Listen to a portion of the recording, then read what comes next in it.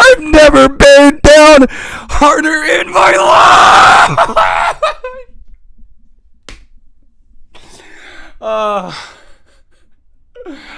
my god. Oh my god. Alright, I gotta be careful where I'm putting this so my mic doesn't. Oh.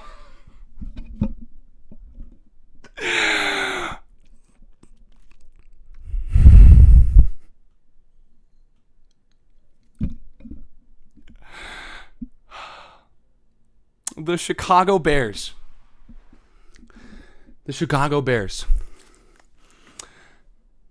The mother-loving Chicago Bears. In the words of Tom Grossi, except used for the other team in this rivalry. The Chicago freaking Bears. Losers of 13 of their last 14, if I remember correctly, against those damn cheeseheads up in Green Bay. 1-13 in their last 14 tries.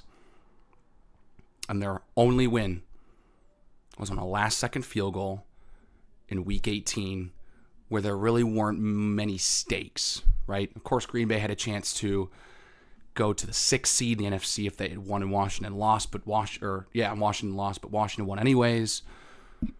So that that win was able to fuel me through the entirety of this past offseason, because through all the garbage that happened last year, at least they can say they beat the Packers. Not only beat the Packers, but they beat them in Lambeau.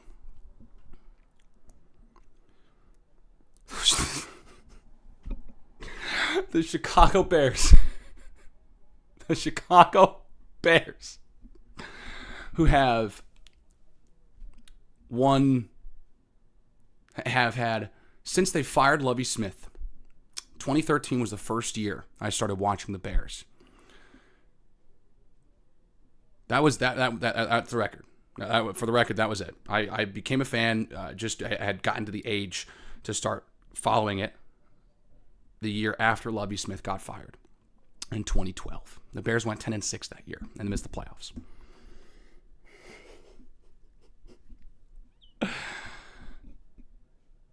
The Bears have won 10 or more games just twice since I've become a Bears fan. I'm going to turn it down a little bit. I don't know if it's peaking. For just the 4th time. Yeah, 4th time, because I didn't watch them win Lambeau in 2013. So you got 2015, 2018, 2024. And 2025, the Chicago Bears, exercise demons. They were down 16-9 with under 5 minutes to go. They were down 16-6, with under 5 minutes to go. This Bears team is different. Ben Johnson is different. Benedict Arnold Johnson is the head coach of the Chicago Bears. And Caleb Williams is the quarterback for the Chicago Bears. In your life, have you ever seen a Bears quarterback make two more important throws against the Green Bay Packers in a game of that magnitude against that team ever in Bears history? No. I can say that with a high degree of certainty, because the quarterbacking history, we all know about the quarterbacking history in Chicago. And we also know that the Bears lately, pretty much since the score bug was invented back in the mid-90s, have not beaten the Packers very much at all. The Packers have dog-walked this franchise for 30 years. You have won 14 of the last 13 going into this game.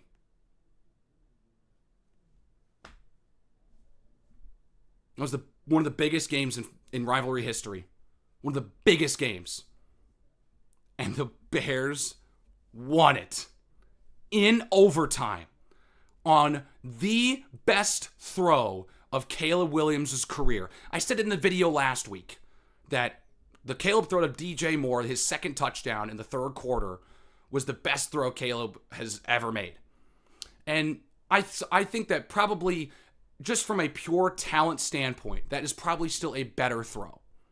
But you consider the magnitude, the situation, the time of season we're in, the team they're playing, the stakes, all of it. That is the best throw of his young career and one of the best throws a Bears quarterback has ever made. And again, I have a high degree of certainty that I am right in that situation. When have you ever seen a Bears quarterback do what Caleb Williams just did in those circumstances against that team with those high stakes on the line?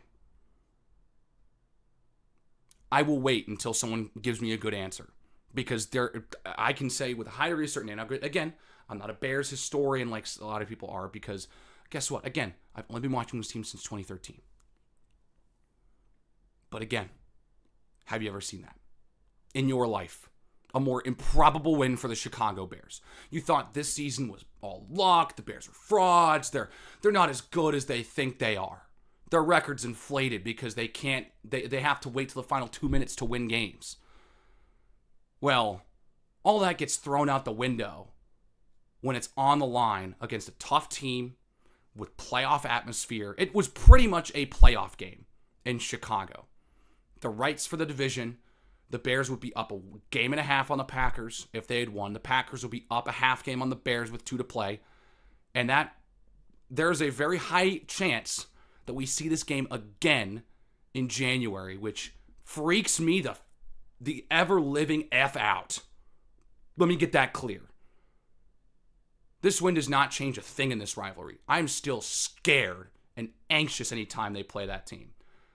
But I have a feeling that they exercise some demons today. Bears win! I'm trying to keep it down. It's late. It's late everywhere in the country. It's after midnight on the East Coast. It's 11 p.m. in Chicago and Green Bay. So it's really late. I'm going to try and keep it down. So there's that. Oh my God. I don't know if it's fully set in yet. This is the biggest win I have ever seen in my life as a Bears fan. And you say, oh, well, that's sad. Just a random regular season win against the Packers. You're a sad fan. Can it? The first place on the division on the line. Just the second time ever these two teams meet where both teams have 9 or more wins. Bears are at home. They lost the first game. This is for the division pretty much. I haven't seen a playoff win, so I can't say that. But I have seen them win very few times against the Packers. Very few times.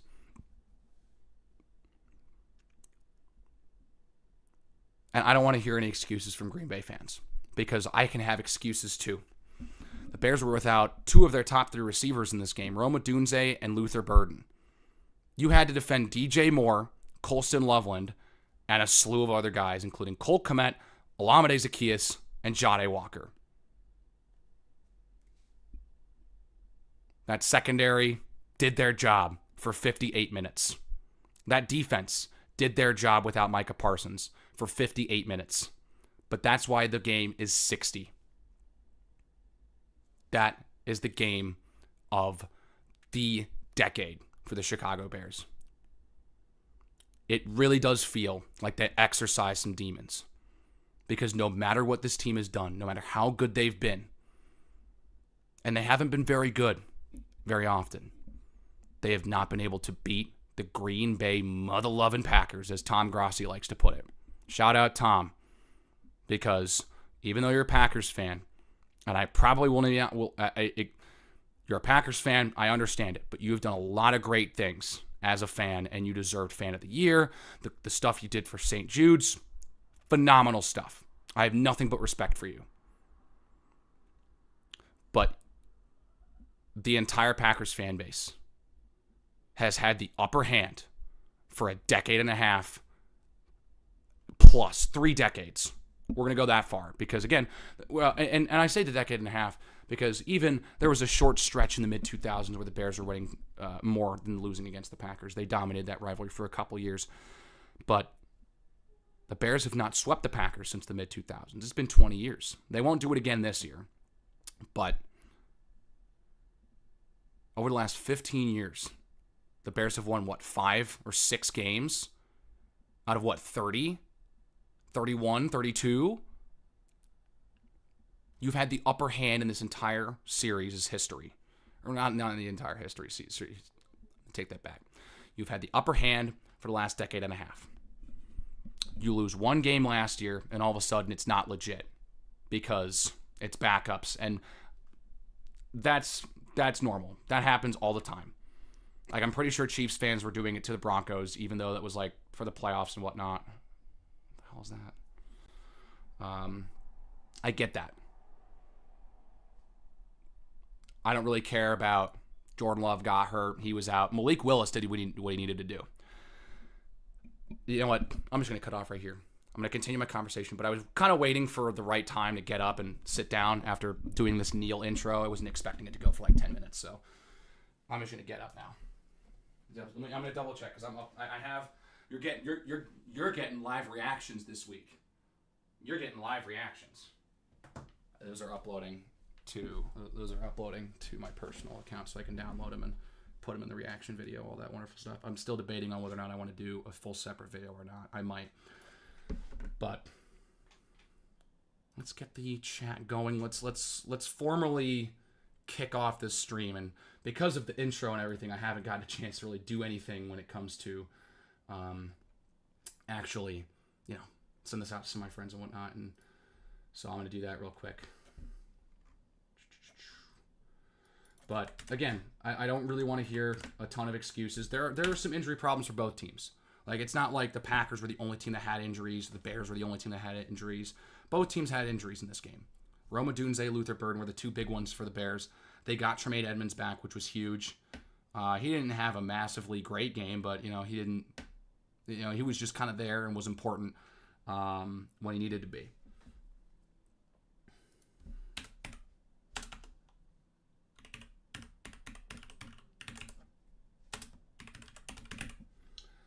Malik Willis did what he needed to do.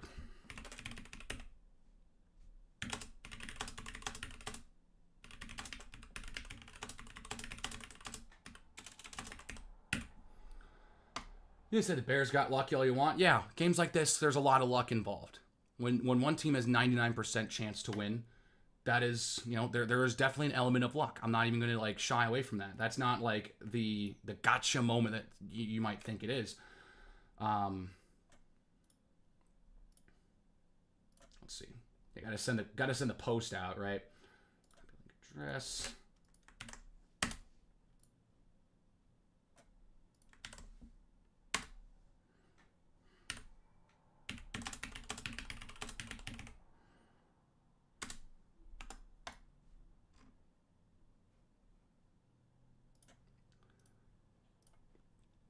There is an element of luck, I'm not going to shy away from that. That is, there is some truth in that, okay? I'm not going to sit here and say that it's all skill. There's luck. Getting an onside kick recovery is a lot luck. Onside kicks have been terrible this season. The Bears have had one go against them this year, and they gave up a lead. But the Bengals scored 2 quickly when they did it.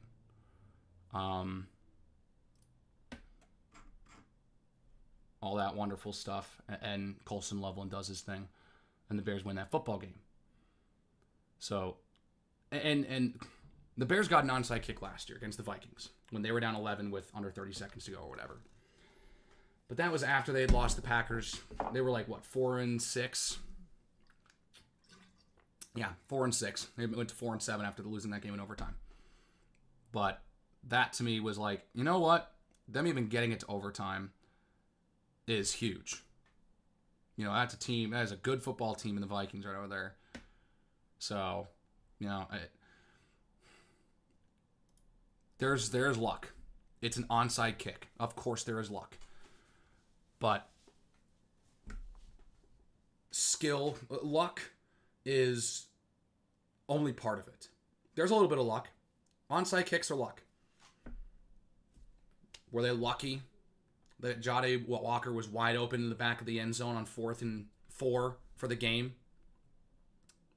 Were they lucky that Green Bay screwed up the snap and dropped the ball on 4th and 1?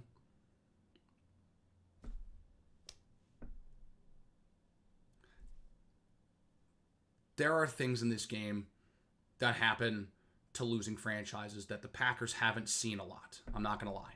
They only see this type of stuff in January. And I feel a little bit for Romeo Doubs. I'm not going to lie. I think the thing about the Packers is I think that they're, for the most part, a pretty likable team. Offensively, I actually don't hate a ton of guys on that offense. Defensively, Micah Parsons has been talking up a storm. Keyshawn Nixon doing his victory lap after picking off Caleb Williams at Lambeau. You know, saying it's all about me. You know, all that wonderful stuff. That didn't, you know. And then, of course, the cheap shot that he had DJ Moore, which was classless. I'd like to see someone try and tell me that DJ Moore was doing something and that hit was vital to the play. I'd like to see someone say that, or if that was just a cheap shot, because it was. And then DJ Moore burned Keyshawn Nixon to win the game. To win the frickin' game. So who wins in the end, Keyshawn? Because you lost. You let up the game-winning touchdown. You may have won the game for the Packers 2 weeks ago, but you lost this one. Okay.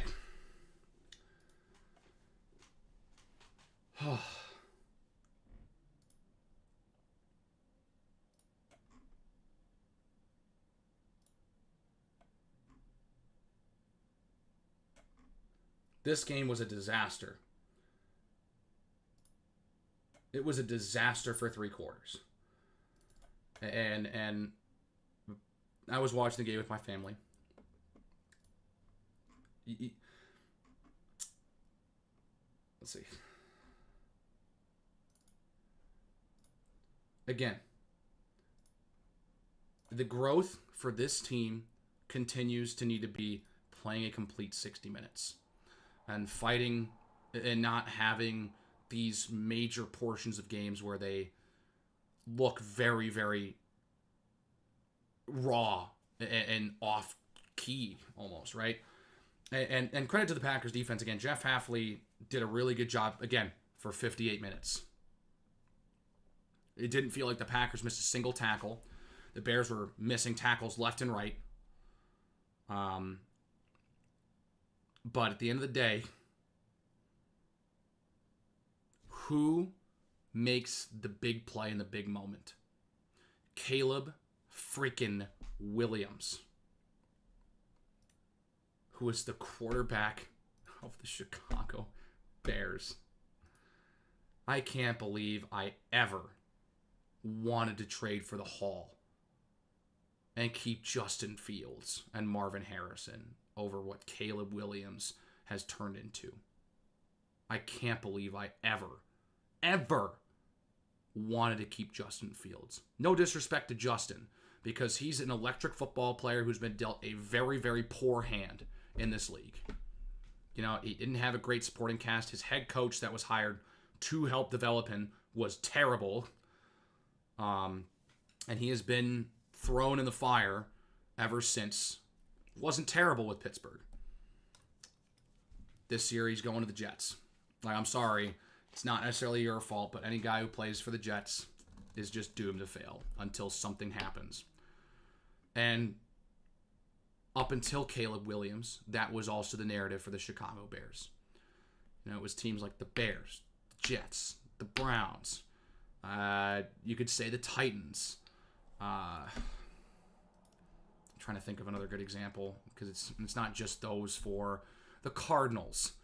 That's another good example. But like specifically the Bears, the Browns, the Jets.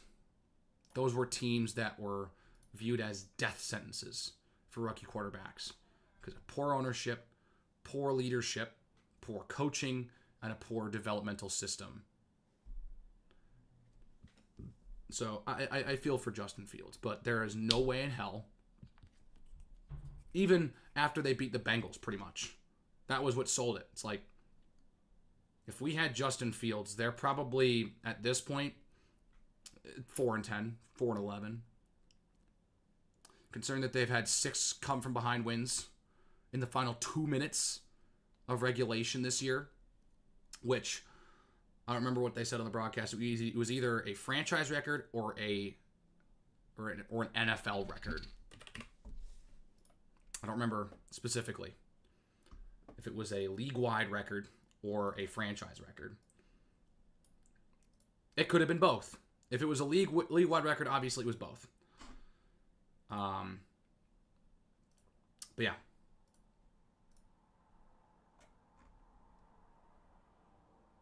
Let's see.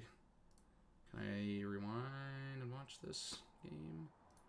Good, I can. So I'll go through that and do my stuff before we,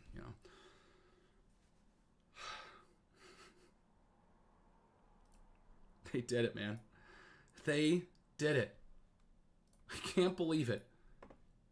I cannot believe it. 22-16 in overtime.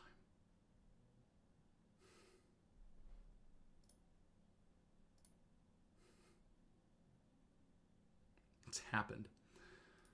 They beat a team from Wisconsin. A team from Chicago has beaten a team in Wisconsin in a big time game.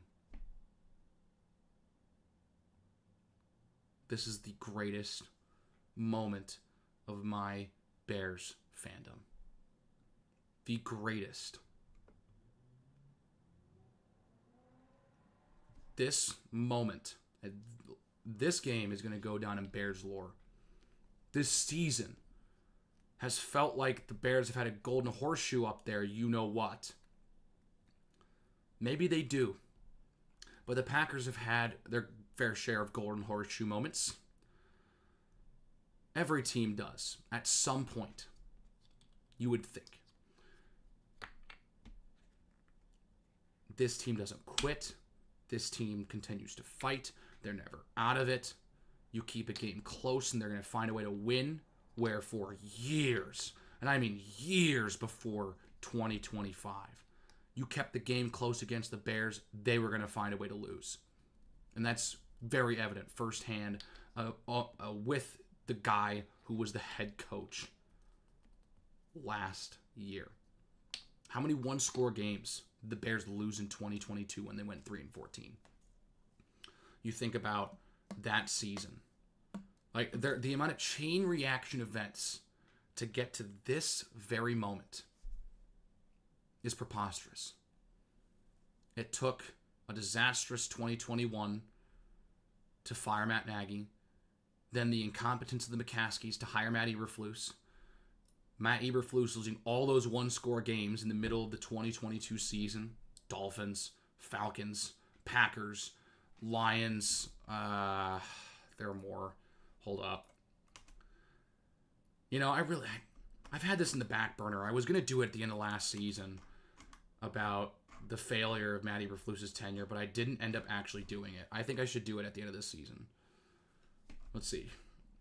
Giants, Vikings, Commanders, Dolphins, Lions, Falcons, Packers. That's 7 games in 2022. But the Bears had the ball in the final, what did I say, 2 minutes? Had a chance to tie. I don't know if it was exactly 2 minutes, but had a chance to tie in the final probably 5. under Matty Eberflus. They had 7 opportunities where they lost. So, you know, it was losing those 7 games, which were half of the Bears' 14 losses in 2022. It was giving Justin Fields one more shot in 2023 and him blowing a 21-point lead to the Broncos, losing to the Packers twice that year when they played Week 1 and Week 18, which sucks, by the way. That stinks. Don't know why the league ever did that, but there was one year to do it. It was 2023. Blowing that lead to the Browns, to the Lions. They had several blown leads in 2023 that led them to be in position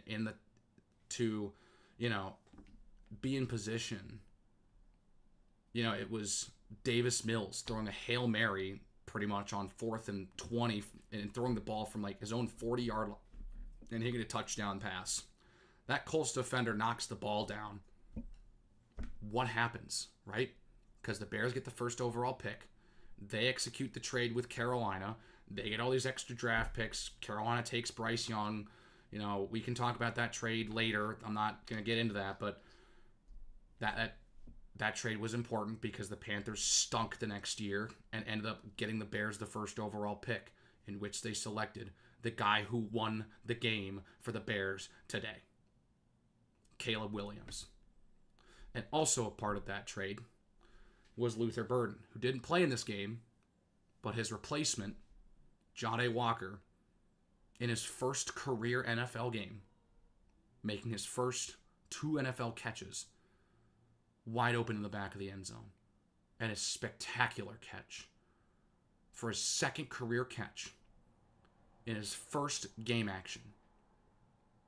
Like real game action, not like late reps and a blowout, like real game action. In that rivalry, with those stakes, in that moment, you're all alone in the end zone, in the back corner. Biggest moment of his life. He makes the catch. And the Bears tie it. And they win in overtime. It took a complete collapse last year. A complete collapse. Letting a Hail Mary go by you and losing 10 consecutive games before winning a game against the Packers to gain momentum for the 2025 season. Select Colston Loveland, select Luther Burden, select Kyle Monungai in the 7th round. All 3 of those guys have had big impacts, but none of them have made a bigger play this year than the undrafted rookie Jahdae Walker, making his second career catch to tie it up.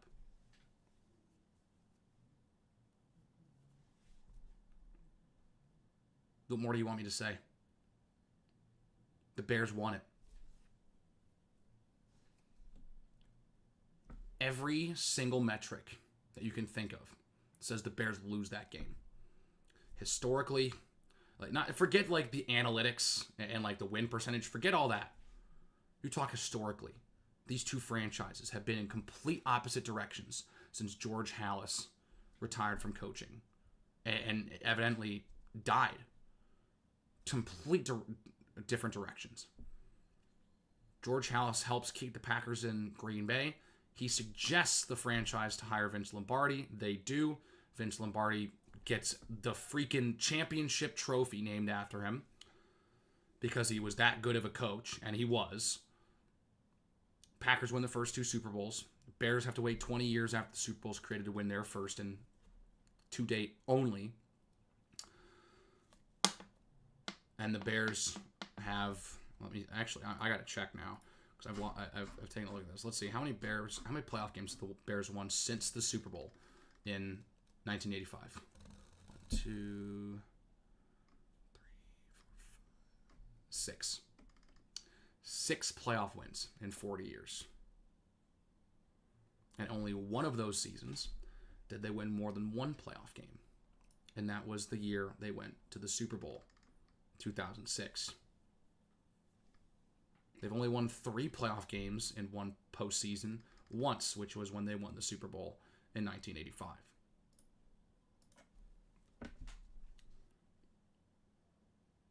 You talk about, again, the history of this franchise over the last 30, 35 years since their real only true contending window in the Super Bowl era, the mid to late 80s, where they were in the playoffs for about 4 or 5 years, right? Like, that's more of a window, right?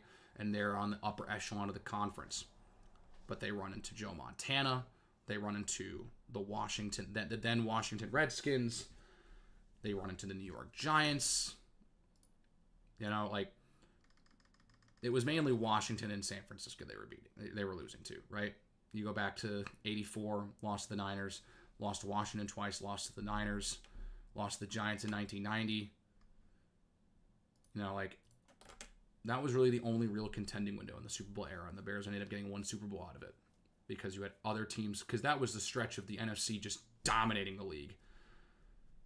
Like, I think it was like 13 or 14 years in a row where an NFC team won the Super Bowl in the 80s and 90s. Regardless, you get my point. The stuff that transpired at Soldier Field in this game, under the lights, in prime time, with the entire nation watching, the entire sports world in America watching, that is the biggest win for the Bears in a long, long, long time. It's probably their biggest win. I said after the Eagles game that they won, it was the biggest win this franchise had since they beat the then 11-1 Rams in 2018. That team that ended up going to the Super Bowl. And they most likely provided the defensive game plan to Bill Belichick, which he used to stifle that offense in the Super Bowl that year. We're going back farther with this win. We're going back farther. You go, let's see. I mean, pick anything. 2018 doesn't have anything. You go back to the playoff game, maybe. Winning against the Seahawks in the 2010 NFC Divisional. That it? That's the first game that comes to mind. Against that team that has beaten, stricken, whatever it is, and ripped out your hearts more times than you can think of in the last 15 years.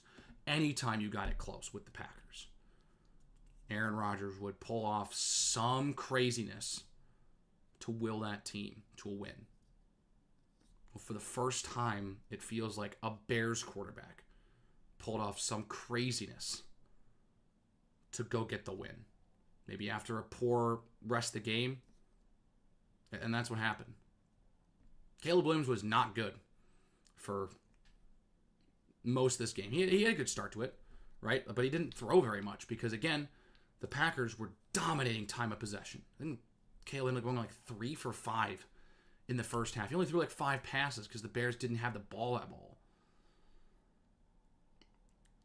And what's funny is I remember they're starting the drive, which I think it was after the Packers kicked the field goal to go up 16-6. I want to say it was Caleb had thrown like 16 passes. And I was like, with how this thing's going to go, if they get 2 possessions, he's probably doubling that pass total by the end of the game. I think he ended up, what did he end with? 35? 34. 34 passes. 250 yards. 2 touchdowns. No picks. Was not sacked in the game. And the only time he was brought down was because of a face mask.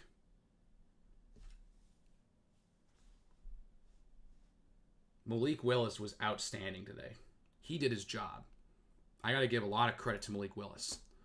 And I think Malik Willis's performance in this game, to me, is a message to Packer fans to not call for Matt LaFleur's head. Oh my God. I cannot believe some of the stuff that I'm hearing out of that fan base. I understand some of these games have been just absolute head scratchers. Cleveland, Carolina, and now this one. I understand. But when Matt LaFleur, in 7 years as head coach, Yes, this is his 7th season. Maybe his 8th. I think it's his 7th year. 7th year. I'm going to go with that. Winning season every year. He's missed the playoffs, I want to say, twice. He's had a losing season just once, and that one losing season was 8-9.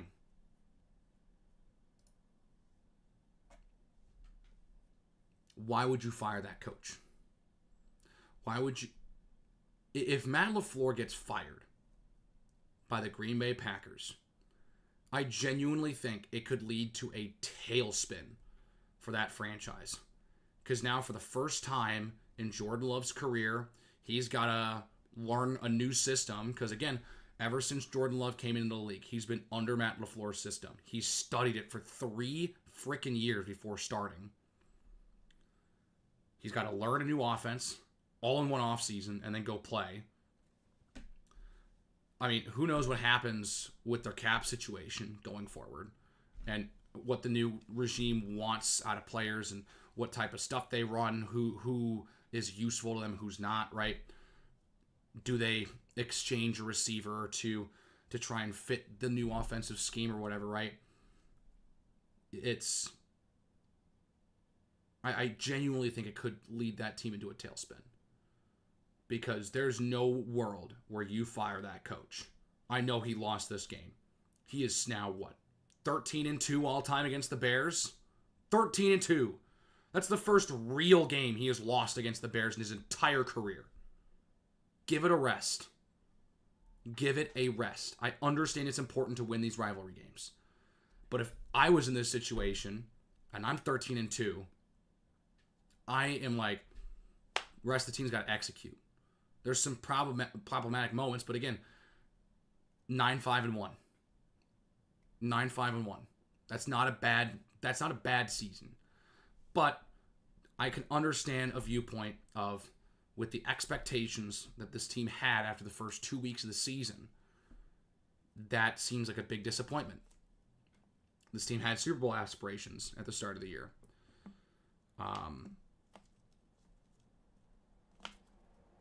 What's really funny is if the Bears win next week, they win the North. They win one of their next 2 games.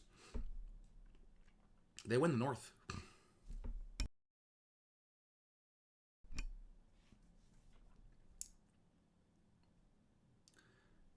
I can't believe it. To go from worst, possibly.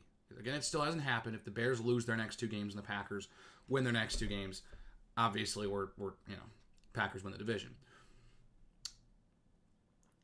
But in this situation, to possibly, and to be in the driver's seat with 2 games left, to go from worst to first in a division that had 3 teams go with 11 wins or more.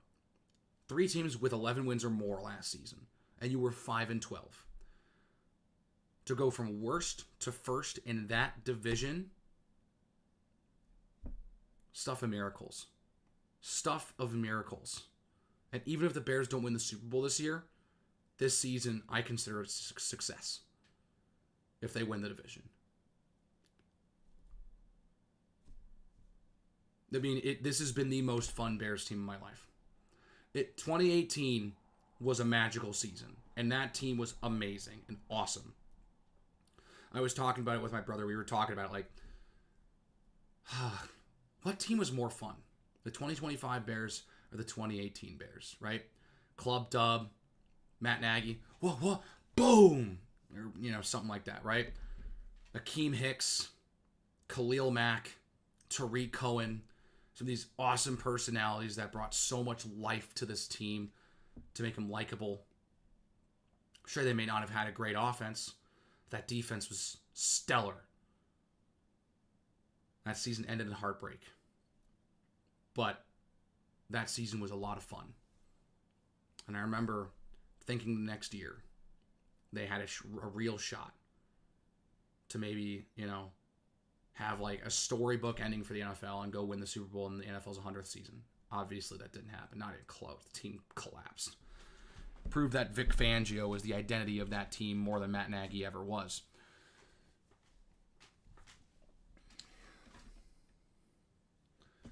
But to see them beat the Packers, good, better, best, is absolutely cooler and more fun than Club Dub in 2018. Good, better, best. Never let it rest until your good gets better and your better gets best. The Bears beat the Packers in the highest stakes there are.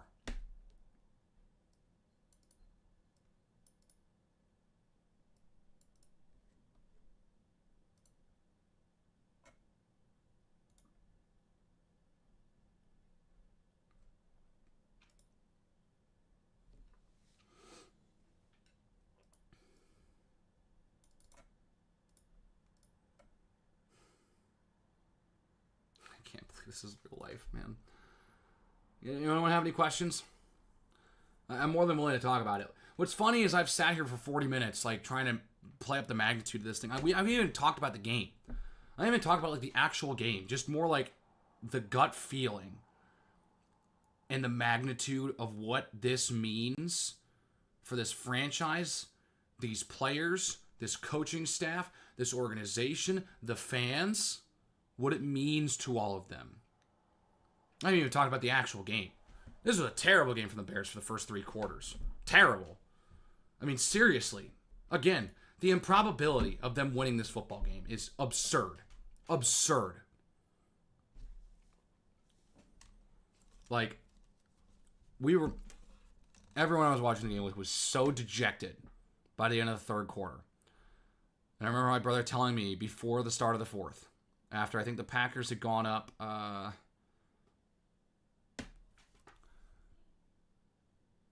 think it might have been after their touchdown. 13-6 or whatever. I think that's what the score was. It was, oh my goodness. And it's like, one more play. And we got 4th quarter Caleb. The demon, Iceman. Right?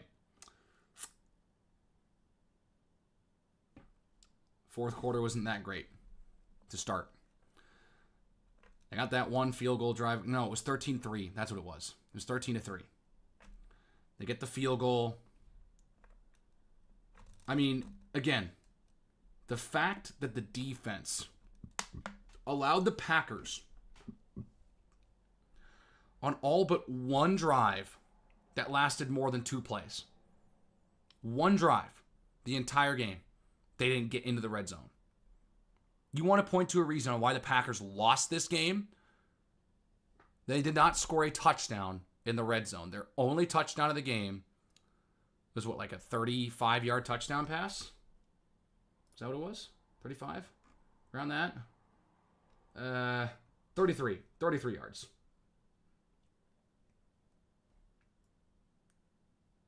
The Packers' probability to win this game was as high as, did it get to 99?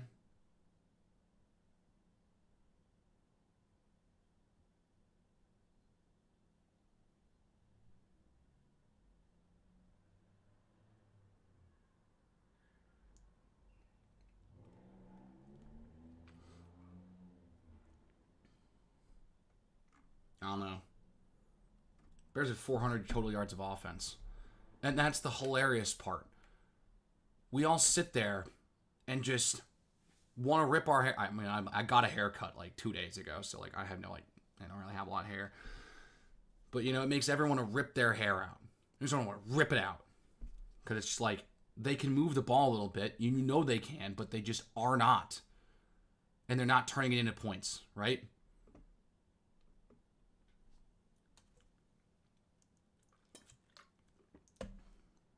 The Bears had 10 penalties for 105 yards. Packers had 4 for 40. Packers had, what was that, 65 yards in the penalty category. The Packers were 6 of 12 on 3rd down? Sure as hell didn't feel like it. Probably because most of those failed third down conversions were in the red zone. So, it's like they couldn't get a meaningful stop early in drives. It was only late, right? Bears were 2 for 11 on third down in this game. Bears were 2 for 4 on fourth down in this game. Packers are 1 for 3. Bears 1 for 2 in the red zone. The Packers, you want a reason why the Packers lost this game. 0 for 5 in the red zone, scoring touchdowns. 0 for 5. That was the difference. Literally, every single drive. Let me see here. Let me go to the play-by-play because I want to see how many drives specifically. 1, 2, 3, 4, 5, 6. It's 6 drives that weren't like end and a half kneel-aways or one play sack to end regulation, right? 6 drives. Like, they were commanding the line of scrimmage. They were commanding it when they had the ball. 5 of those 6 drives got to the red zone, and the one that didn't get to the red zone ended up being the touchdown, which is the hilarious part. 5 red zone drives. No touchdowns. Could not execute in the red zone. Bears have had red zone struggles this year. They've had their fair share. They kicked a field goal in the red zone today, but they were 1 for 2 because the one touchdown they scored was in the red zone. 38 minutes of possession for the Green Bay Packers. Like, every single metric from how this game played out tells you the Green Bay Packers win. They didn't get, again, before overtime, absolutely they were outgaining the Bears because the last touchdown pass was 46 yards and the Bears outgained the Packers by 26. So before they were still outgaining the Bears by 20 yards. Packers have more first downs, 6 fewer penalties, 65 fewer penalty yards. We're much better on third down. Dominated time of possession. Couldn't execute in the red zone. Settling for field goals when they should have been able to score touchdowns. This game should have, again, I said it during the Washington game last year. I think the Bears have had a couple moments like this throughout this year where they should have been able to put teams away. This is an example of a team not putting the Bears away and the Bears staying alive and coming back, right?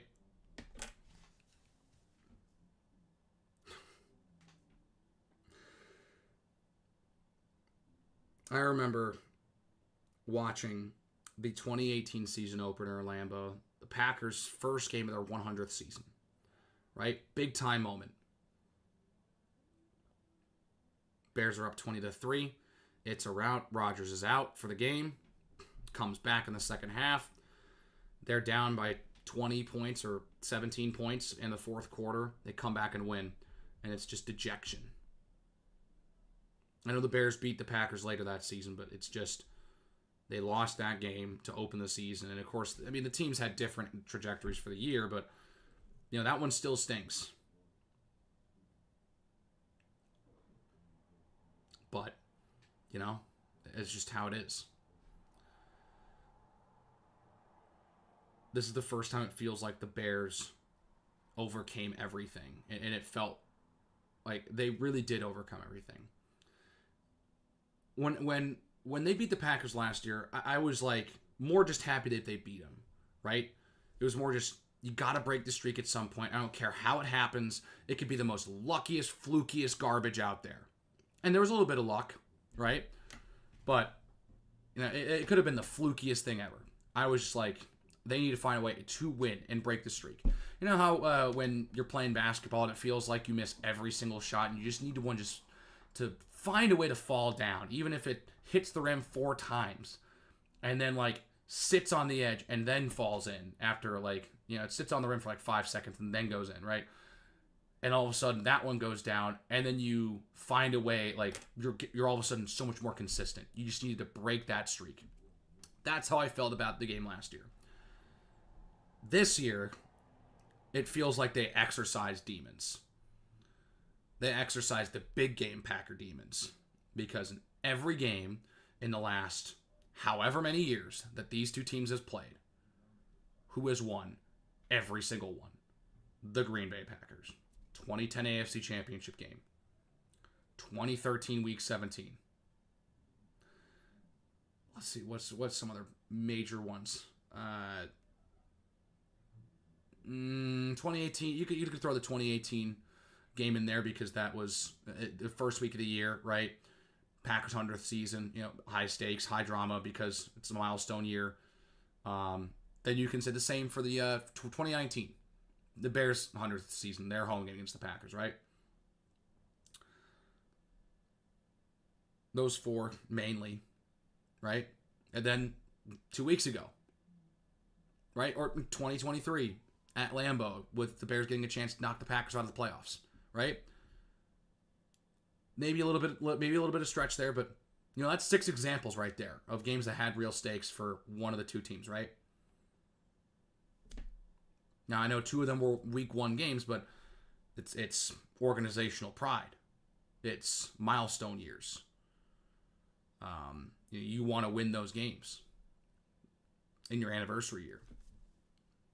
And the Packers not only won their game against the Bears at home in their 100th season, but they beat the Bears on the road in their 100th season.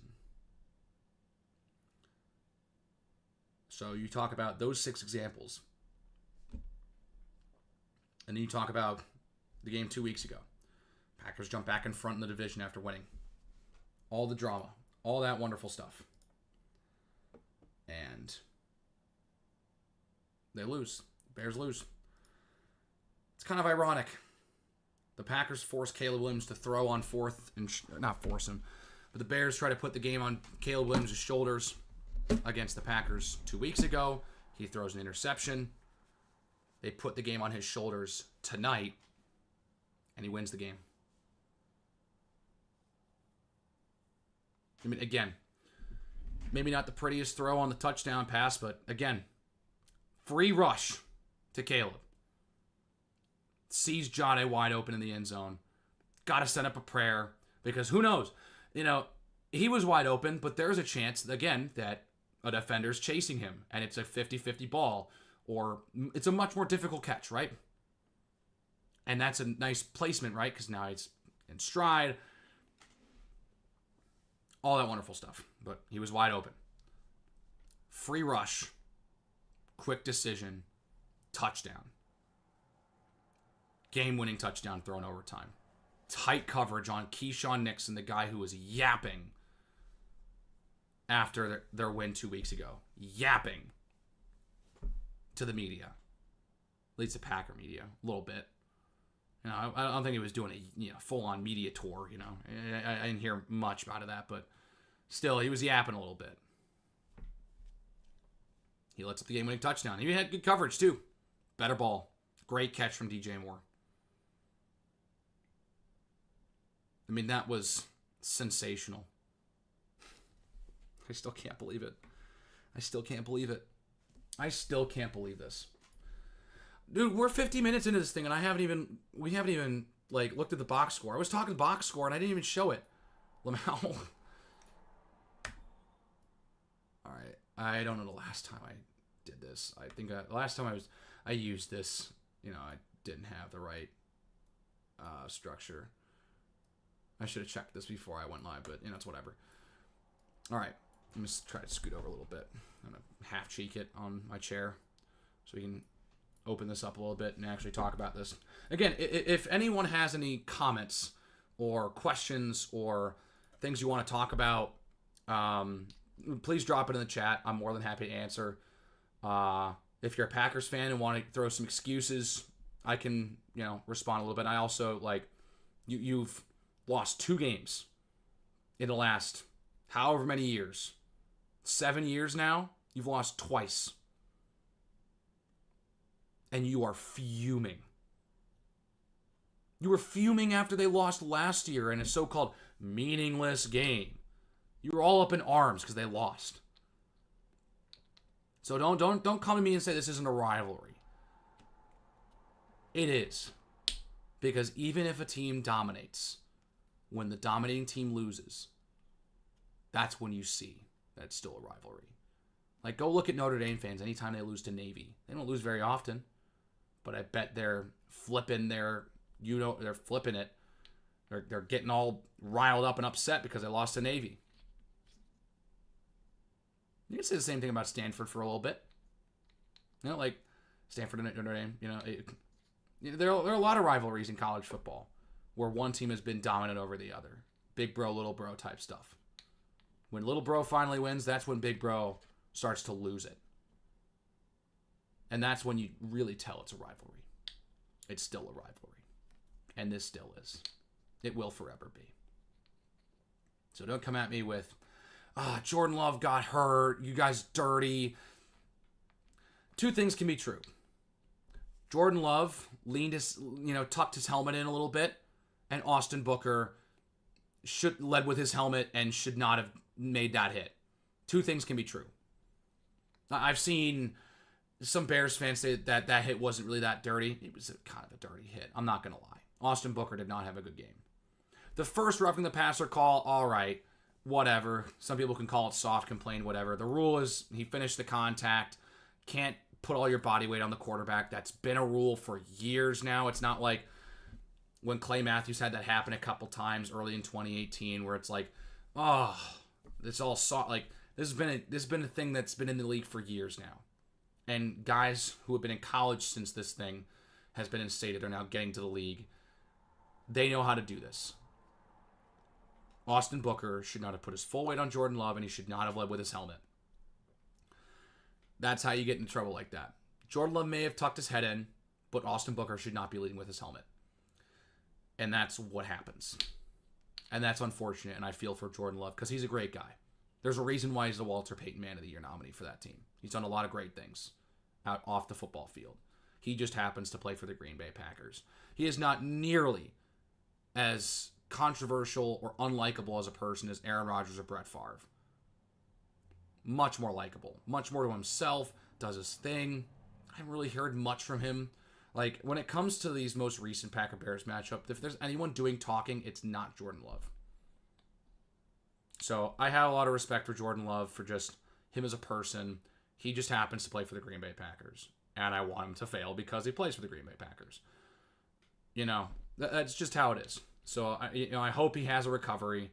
And I hope the concussion isn't too serious. I mean, he was walking off. It didn't look too serious, but, we'll see, right? Yeah. Malik Willis, again, did his job. Managed the game. Only had to throw it 11 times. I knew that was what was going to happen. And they've been running the ball efficiently. I mean, Emmanuel Wilson, props, man. 14 carries, 82 yards, 5.9 a carry. Who needs Josh Jacobs? Josh Jacobs fumbled the ball at the 2-yard line. Emmanuel Wilson didn't. So don't even, it's like, they didn't have Josh Jacobs in the entire game or whatever. He was still dealing with an injury. Well, when Josh Jacobs was in the game, he fumbled at inside the 5-yard line. Like, there are excuses that you can make, and I have answers. Because the Packers will win this game 99 times out of 100. Which is why it was a 99% chance of winning. When they have 6 total possessions that aren't end of half, end of regulation drives, and 5 of them go to the red zone and you do not score a touchdown on any of them, that is why you lose. You dominated in this game, and you let the Bears hang around, which is something I've said in the reverse so much. The Bears look like the better team. They're crushing them.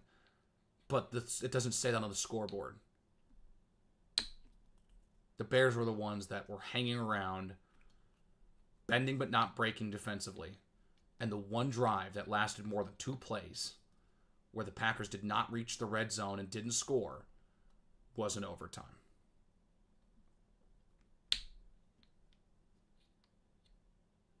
You hate to see it. Caleb Williams, 19 of 34, 250, 2 touchdowns, no picks. I'm going to grab my phone real quick. It was close to dying. after recording, so had to charge it a little bit. It's good now. Let's see. How are these videos doing? Are they uploaded? So I can download them for the video tonight. It'd be great if that was the case.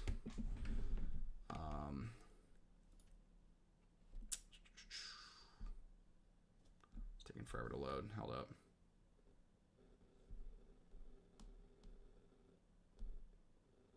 Yep. All right. Good. All right. We're good there. All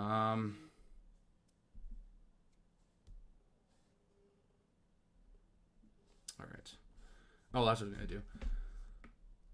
19 divided by 34, 55.8 completion percentage. Whatever. I don't care. I don't care about a single stat that people will complain about. Caleb Williams' completion percentage, didn't do anything, he won the game. At the end of the day, what's the stat that matters the most? Win the game. Go 1-0 every week. And there are games where Caleb Williams is not the reason they win. Tonight, it looked like it would have been one of those games. But Caleb Williams is the reason why the Bears won this game. 2 of the biggest throws of his career that went for touchdowns. What more can I say? 250, 2 touchdowns, no picks. Didn't turn the ball over. The Bears didn't turn the ball over. Again, say what you want about Caleb Williams' completion percentage, blah, blah, blah, yada, yada, yada. He doesn't turn the ball over. He doesn't throw interceptions. Often. Fewest interceptions by a quarterback ever in their first 1,000 career passing attempts.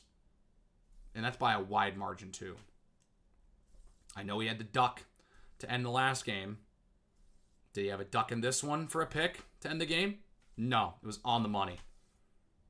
On the money to DJ Moore. On the money to John A. Walker.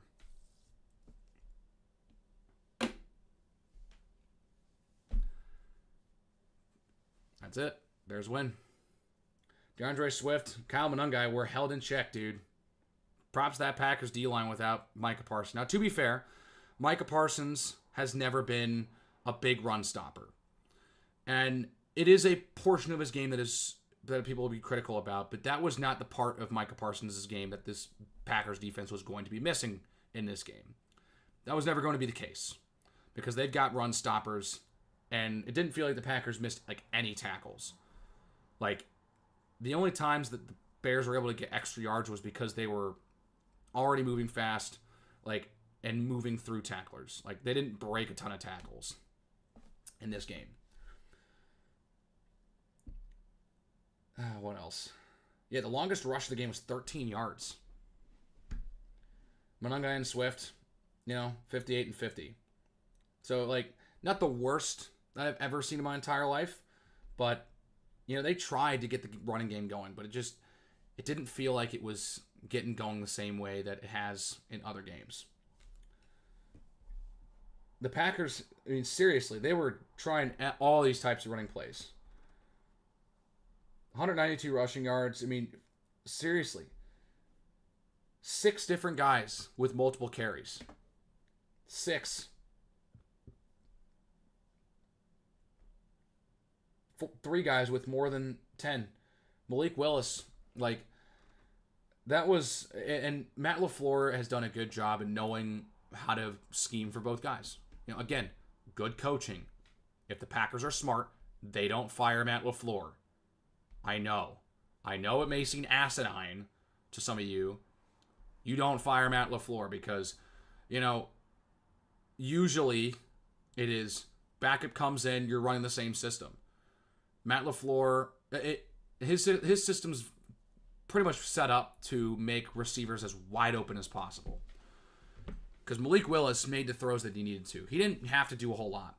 His best throws were the touchdown throw to Romeo Doubs, and I think the first throw he made to Luke Musgrave was a pretty nice throw. Other than that, every other pass he completed, it felt like the guy was wide open, and any quarterback, in the NFL would make that throw. But of course, it's like Romeo Doubs, 5 catches, 84 yards, and touchdown. I'm gonna shrink this a little bit. I'm tired of half putting half of my butt on the chair and half of it off. 5 catches, 84 yards. No other Packer receiver had more than 3 catches. Musgrave, Reed. Watson was held in check, which was huge because he burned that Bears team pretty badly 2 weeks ago. Josh Jacobs didn't do too much. Ontavian Wicks didn't do too much. Matthew Golden was a non-factor again. Still has no touchdowns on the year. First round wide receiver in 20 years for the Packers. How's that working out? Jahdae Walker has more touchdown receptions this season than Matthew Golden. Caleb Williams has more touchdown receptions this season than Matthew Golden. All right, I'll stop. I'm looking at it here.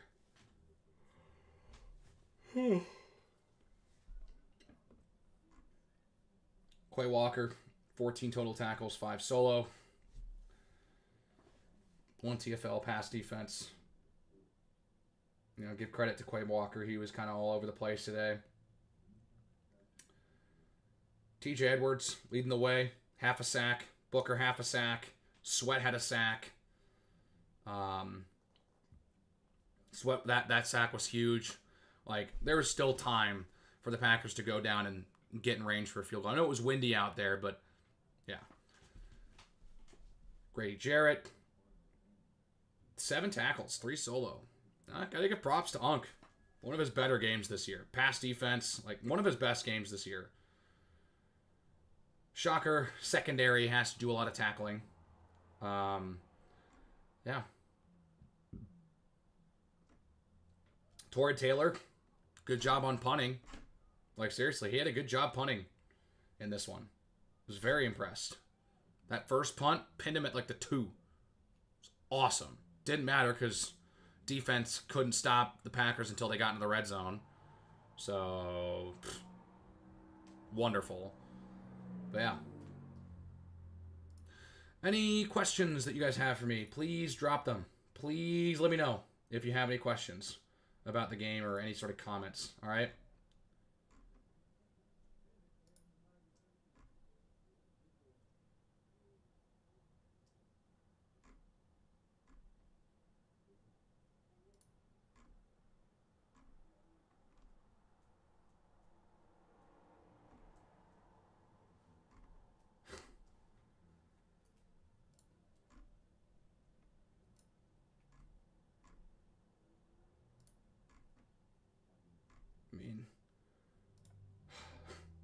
I'm sorry. I'm just seeing that. Oh my God.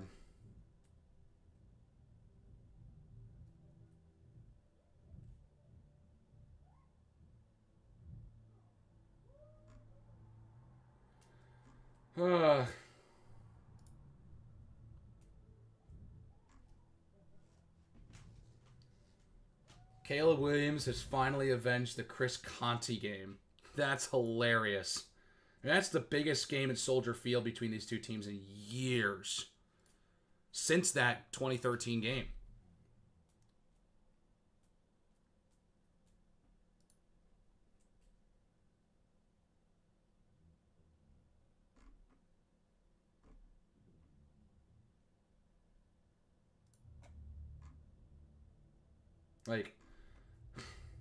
Can we also just give massive props to DJ Moore for being a dog out there? That guy's all grit. DJ Moore should not be traded. Absolutely not. Absolutely not. Do not trade DJ Moore. That guy is tough as nails.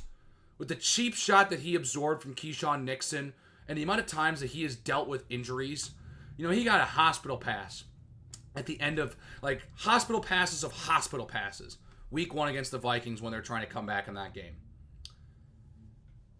He sits out, the rest of the game. He goes down to the sideline and pretty much lays down for the rest of the game. He's playing, the next week. He has to go home. He has to go to the hospital after they win in Washington. He's playing the next week. On a short week, mind you. He takes a massive cheap shot at Keyshawn Nixon. Delivers the game-winning score against his ass. DJ Moore is elite. And I cannot believe that I was like, I don't know, DJ Moore, is he going to be... No, he's part of this team going forward. 3 touchdown catches in the last 2 weeks. 5 touchdown catches in the last... What would that be? 5 games. Yep. Steelers, Eagles, Packers, Browns, Packers, yeah. 5 touchdown catches in his last 5 games. 6 touchdown catches this year. And that ties him for the team lead. 5 catches, 97 yards, a touchdown. Monunga had 3 catches for 43 after the 34-yard catch. Zacchaeus had 2 catches. Loveland 3. Kmet 2. Swift 2. Jade Walker 2. I mean, that's what this receiving core was. It was DJ Moore and rookies and, you know, guys who have been rookies, Cole Kmet and OZ.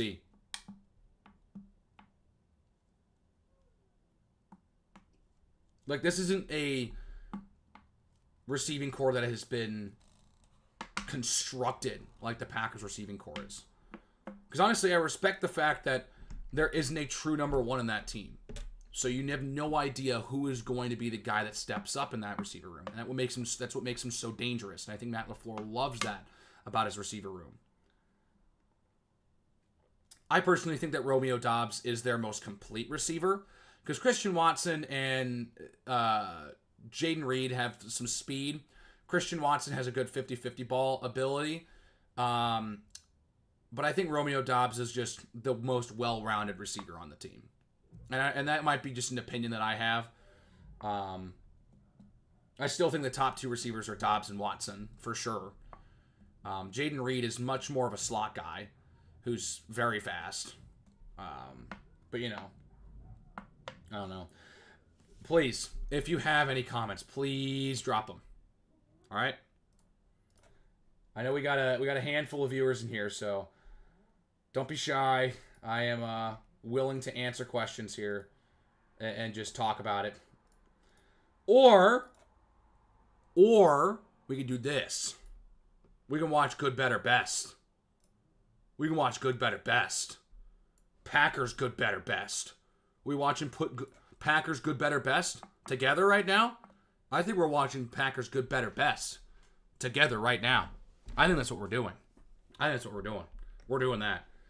And honestly, like, there aren't a ton of tweets that I really want to go over, like, from the game. I've kind of got to, you know, had some ideas and, you know, gone through it a little bit.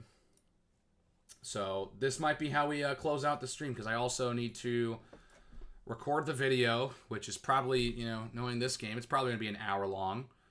Not the actual video, like the recording, you know. We'll chop it up, and hopefully it's, you know, under like 40 minutes, right? I'm hoping it's like under 40. This has very good. There's a very high chance this becomes the longest video on the channel. Because the longest video on the channel right now, I think, is the Packers win from last year. I think it's like a little over 35 minutes. But I know the playoff loss they had against the Saints back in 2020 was also about 35 minutes. So this has a very good chance to be the longest video on this channel. There's a very good chance that is the case. Bears! Bears win it all! Bears to the Super Bowl! I don't know about that yet. But with the way that they're finding ways to win games, it's not out of the realm of possibility. This NFL season has been chaos. Absolute chaos. Absolute cinema, if you ask me. I love this. Some people are going to be grouches out there and say, there aren't really any elite team. There aren't really any great teams out there. Everyone's just kind of bad. Everyone kind of sucks this year. I think that's... If that's your takeaway from this season, then, like, I don't know what to tell you. How can you not love just the any given Sunday mentality? How can you not love the fact that no team is running away with it, and that we have no idea who's going to be in the Super Bowl? Like, I still have no idea who's going to end up meeting in the Super Bowl this year, and I absolutely love that. The Bears are different. They'll fight, dude. This win cements like black magic and exercising demons. That is what this game is. This is the Evgeny Kuznetsov beating the Pittsburgh Penguins in Game 6 of the 2018 Eastern semifinals to finally slay the Pittsburgh Penguins for the Capitals in that massive rivalry. Caps go on to win the Stanley Cup that year. That is the equivalent right here, right? That's one thing I'm thinking of immediately because I'm a big hockey guy. There are other examples out there. You know, a perfect one can be a baseball example. Red Sox coming down from 3-0 against the New York Yankees in the playoffs in the ALCS. That's exercising demons. I can't think of a great NBA example off the top of my head because I don't follow the NBA as closely as, frankly, I probably should. But also, like, I'd be a Bulls fan. Let's be honest here. Nothing really worth watching with that team for the last, decade. All right? Outside of D-Rose. By the way, Sprite Vanilla Frost. It's good. You haven't tried it. Absolutely. Cavs come back against the Warriors. That's a good example. Cavs come back against the Warriors. That's a good one. More of just a general one. I'm thinking, like, in the context of a rivalry, too. But, like, that's a really good starter one, right? I can't think of, like, a big rivalry one off the top of my head. But, that's what it is, right? Dude, I feel so bad for Romeo Dobbs. I'm not going to lie. That guy had a really good game. Dude, I can't believe he fumbled it. I can't believe it. And, I'm also not surprised that he ended up getting hurt on that play too, right? That's the pressure with fielding an onside kick is that, if you bobbled a little bit, you're going to get absolutely lit up. It's different than some of these other onside kicks that, kind of pop up and feel like some guy's got to jump up and make a catch, right? No, that fumble, like that onside kick was the moment it shifted. Packers had all momentum throughout the entirety of the game. Like, I'm telling you, the Bears outplayed the Packers in this game for probably about 5 minutes. Probably about 5 minutes, including overtime. The Packers played 58 minutes. This is different than when they lost to Cleveland back in Week 3. Jeff Hafley's defense plays 55 minutes of shutout ball. And the Packers end up losing. Because Jordan Love throws a back-breaking interception, backing his defense up. And then they have a field goal blocked. Which, also, can we also everyone admit, massive respect to the kickers in this game. Windy conditions, really terrible conditions. Money all game long. Now, to be fair, McManus didn't have the same pressure that Santos had, because I think all of his kicks were under 30.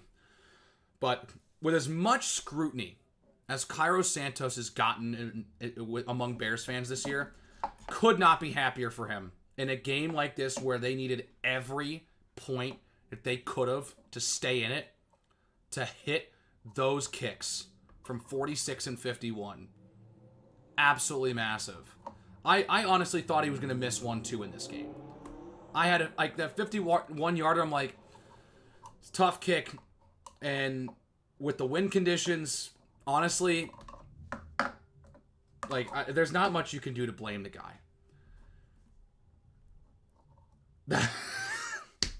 You're so right. You're so right. Jake Elliott, dude.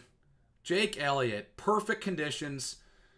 Dude, that Jake Elliott's got to be, it's one of those things, and I have the same feeling about Santos a little bit. This has got to be his last year. This has got to be his last year with the Bears. And if not, they got to be looking for a kicker to replace him. Because with the way that the kicking game is evolving and shifting, his leg and his accuracy is not going to cut it going forward. He had his first career miss in inside 40 in a Bears uniform last week. That was the miss to me where I'm like, dude, again, you haven't missed a kick inside 40 in like 6 years with this team. I think it's time to move on. He's got the record for most 50-yard kicks in Bears history, which I think is hilarious, by the way. But it's changed so quickly. When Santos stole Eddie Piñeiro's job in 2019 after he got hurt, he technically stole it in 2020, actually.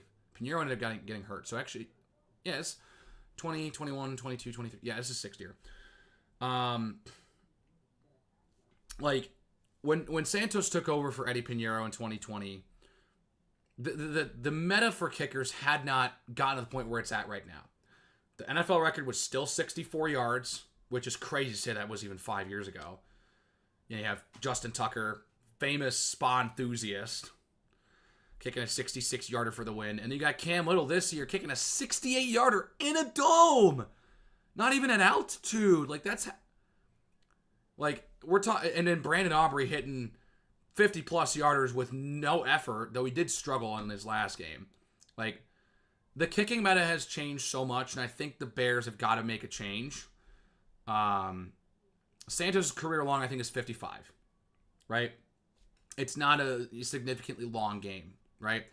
But he drilled a 51-yarder with those wind conditions. Maybe it doesn't hit the back of the kicking net, but it all counts the same. That first kick that he hit from 46, the hook, it looked like a boomerang out there with the way it hooked. That was insane. And he barely hit it too. It was going way left and it came back way right and barely got in. Game of inches, man. When it comes to kickers nowadays, it's changed so quickly. You got to bring in multiple kickers. It's no longer a guaranteed job. Anything 65 plus should be humanly impossible. Don't be surprised when team focuses on a kicker. Yep. I feel like this season specifically is starting to be the alarm bells are starting to go off for some teams, right? The old guard, it's not just about accuracy short. You got to have a leg. But at the same time, you got to be accurate. Because I think I said it in one of the videos, one of the reaction videos this year. I would much rather have Cairo Santos, who has been, by and large, very accurate inside 45 yards throughout his career with Chicago, than a guy who's a little bit more wild, inaccurate. Joey Sly has a leg, but the reason why he hasn't been in one place for a long time is because he's had accuracy issues. He'll hit a 61-yarder, and the next thing you know, he's missing inside 45. You don't get that too often with Cairo Santos, so... yeah. Do you think the Bears have any chance of winning out? That was their toughest game for the rest of the year. I think they could. Winning this game was everything for the Chicago Bears. I'm not going to go out here and say it was their season, because even if they had lost, they're probably still going to the playoffs, but they're going on the road, and they're probably a wild card team. Let's be real. This was the season this was the game to really cement yourselves as legit and announce yourselves to the greater NFL world. We thought that was what it was with their victory against the Eagles. That to me was what more proved that hey, they can beat good teams. Because that was the big thing going into that one. They're frauds. They can't beat good teams. They can't beat anyone over 500, blah, blah, blah. They're feasting on a bad schedule. Beating Philly was the Bears aren't complete total frauds a lot of people thought they were going to be. This was the game to cement themselves as a true contender, honestly, this year. To be able to be outplayed by that much and still win is insane. With this rivalry, with how it's gone over the last 15 years, how you have found a way to lose game in, game out against that damn team in Green Bay. To go out and find a way to win for once, it's a very nice change of pace. Yeah, Cam Little holds preseason. Yeah. That's where he announced himself, the 70-yarder in preseason. That's where, and I knew if he was going to be given a shot to kick, an NFL record distance, right? I knew he was going to be given a shot. But yeah, that's the situation there, right?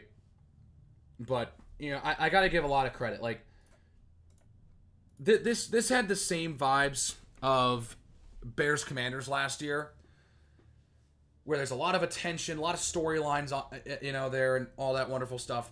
Game wasn't very good. The Bears Commanders game last year was not very good. It had a great finish, but the game as a whole was not very good. Same thing goes here. This Packers Bears game was not very good. Really wasn't. But they had a fantastic ending. Fantastic ending.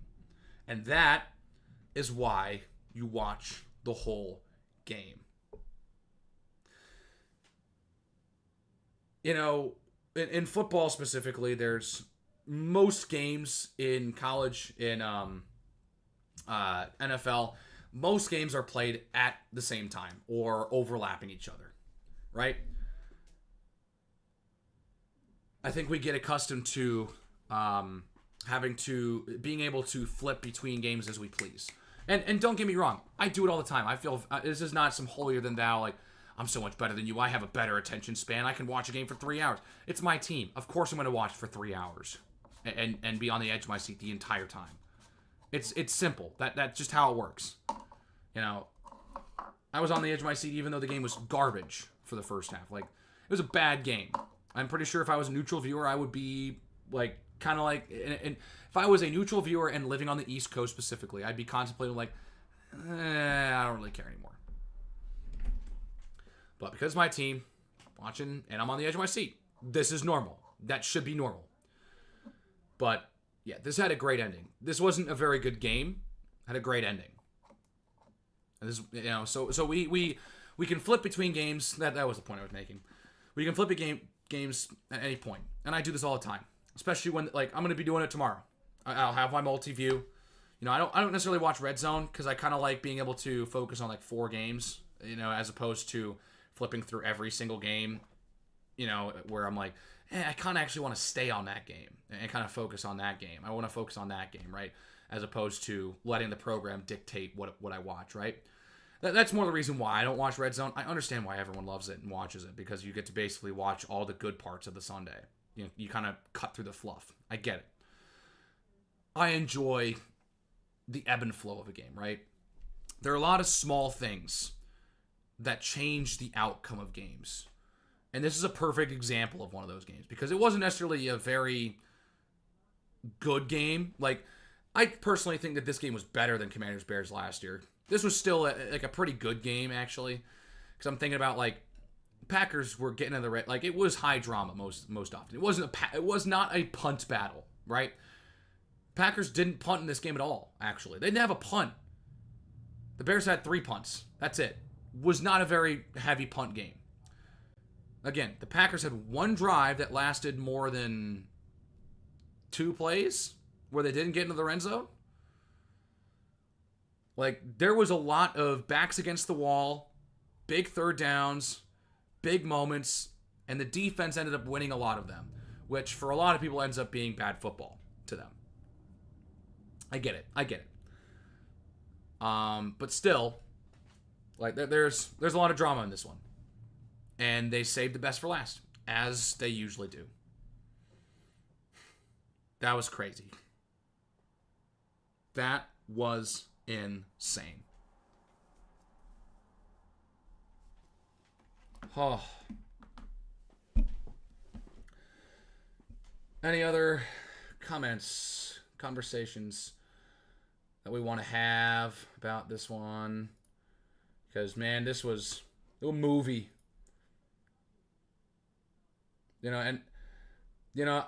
Johan, props, man. It is very, very hard. I think unless you're a fan of these teams, it was difficult because it was run, third down, pass, punt. Dude, that was not run, third down, pass, punt. No, it wasn't. Again, the Packers had 5 drives that went into the red zone. Packers didn't punt in this entire game. Maybe it didn't feel like it, but, like, they didn't punt at all. The Bears punted 3 times, and I don't think there was a single 3 and out. Like, there were only like 6 drives. Yeah, there were 5 drives in the first half. Or no. Six, because I'm not going to count the 2-play drive where they took 2 knees. I'm not going to count that. Let's see.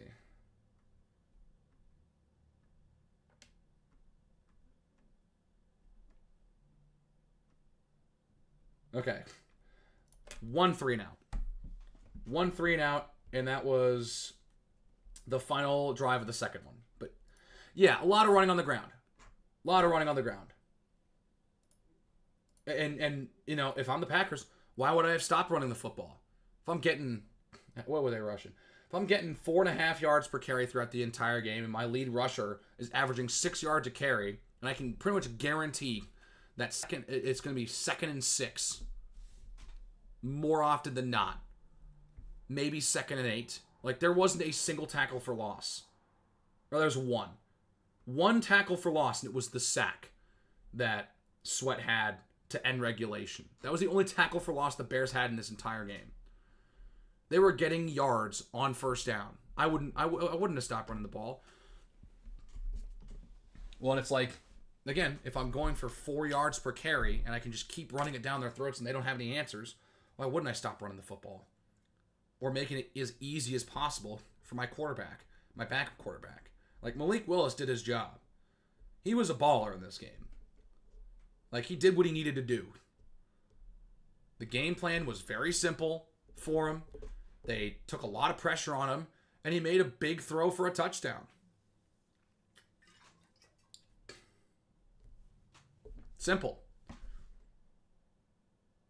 You know how much different, I'm thinking about it like, Malik Willis did what he needed to do. I would have had the exact same sentiment if they had lost this game, but, I wouldn't be. Malik Willis had a good game, and he did what he needed to do. I would have been, Malik Willis did what he needed to do. And that's who beat you, right? Like, I'd be more upset about that specifically, but, again, I said it probably like 3 times tonight. Malik Willis playing it the way that he did is proof that Matt LaFleur is a good head coach. I understand. And that's the difference. I see teams clamoring for a head coach to be fired when they're 9-5-1, and I'm like, how can you do that when this is now just the second season that I have watched the Bears win 10 or more games? Because, again, I started following the team in 2013. I'm going to turn on my fan. I was sweating badly after the game was over. Like, whew. Well, that's nice. Got my fan running here. Got this one on the side of the desk. Got my window open. Like, trying to let as much cold air as I can, especially with the hot air that's blowing from my PC right now. Yeah, I don't know, man. Shit was insane.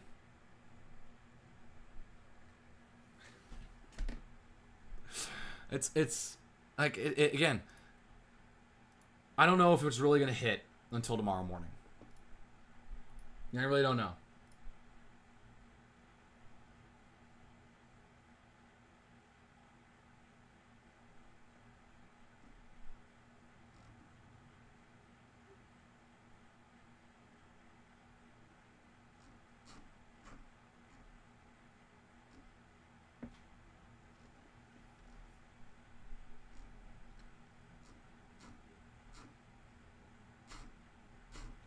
I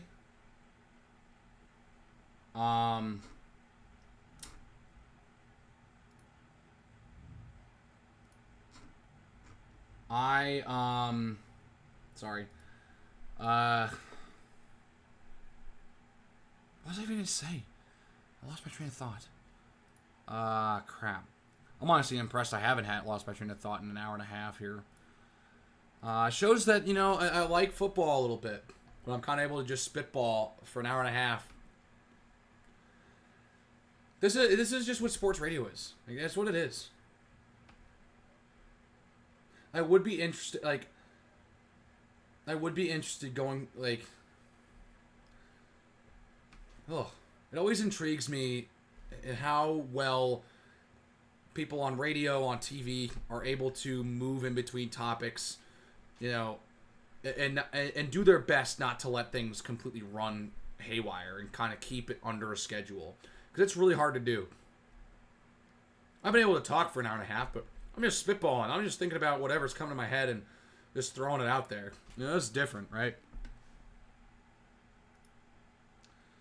Oh. I don't know, man. I'm on cloud 9 right now. Da Bears. Da Bears. Bear down.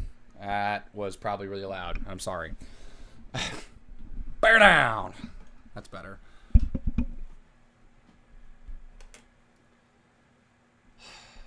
I've never bared down more harder in my life.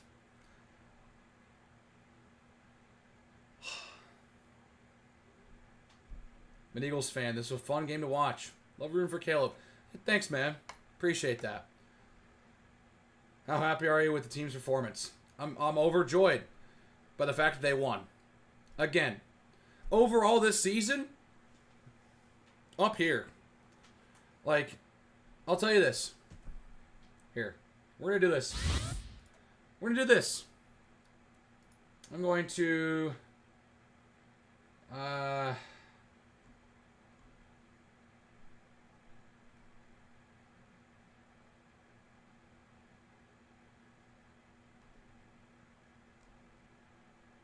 hang on.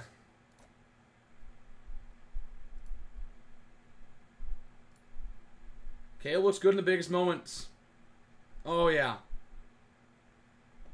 They're in the biggest moments, man. It's unbelievable how he can stink for 3 quarters and go out there and play well, right?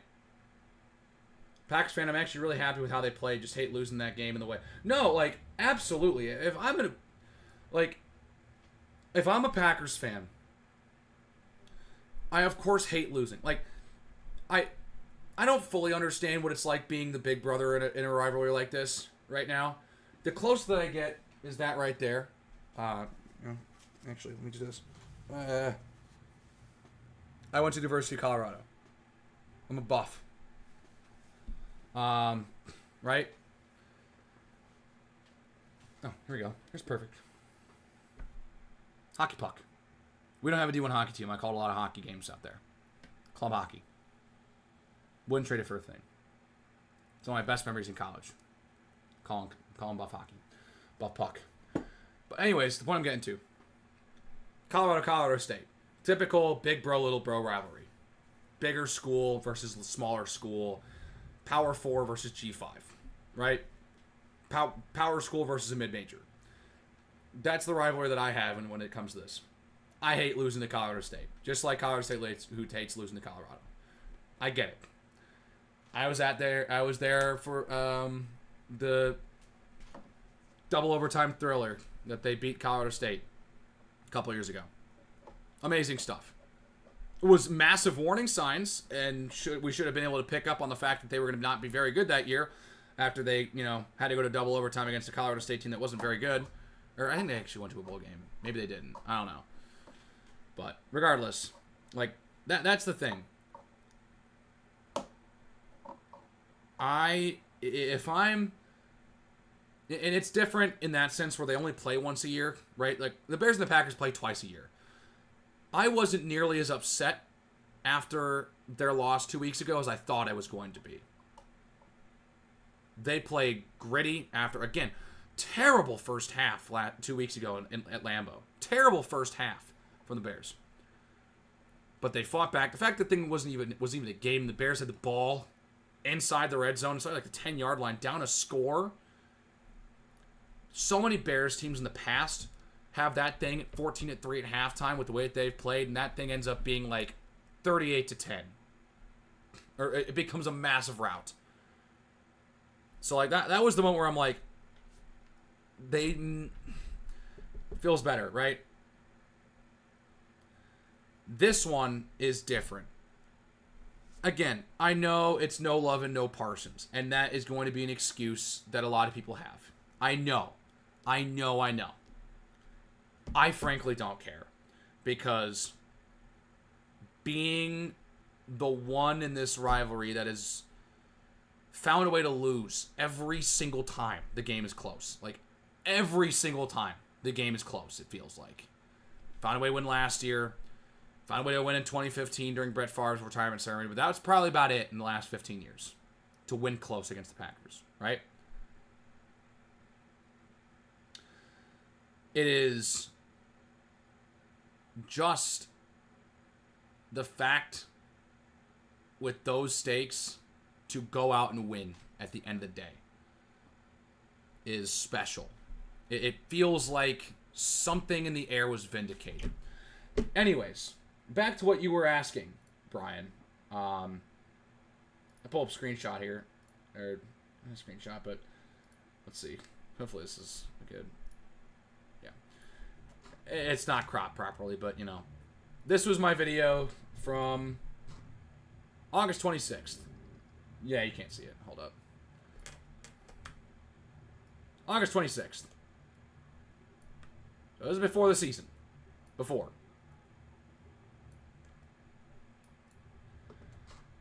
I had the team going 8-9. I thought their schedule was really tough going into this season. AFC North was coming off a really good year. So I was like, it's probably going to be a tough division. AFC East, NFC East was no slouch with going to have to play Washington and Philly on the road. Like, right? But hey, look at this. I called this. Holy shit. Whoa. I had a feeling they were going to get one against the Packers this year. But they weren't going to be like, you know, they were going to probably find ways to lose some games they probably shouldn't have, right? Like, with the schedule going into it, I was like, I don't love it. The road schedule was so tough, in my opinion, going into the season. So, I'm going 8-9. For context, I'll go to the Packers segment here. I'm going 10-7. Right? I didn't think. Actually, I think I made this video before the Micah Parsons trade. I made this video before that. So, I already put my stuff in, right? So, take that with a grain of salt. Like, I made this with before Micah Parsons got traded to the Packers. Before that, I had 10-7.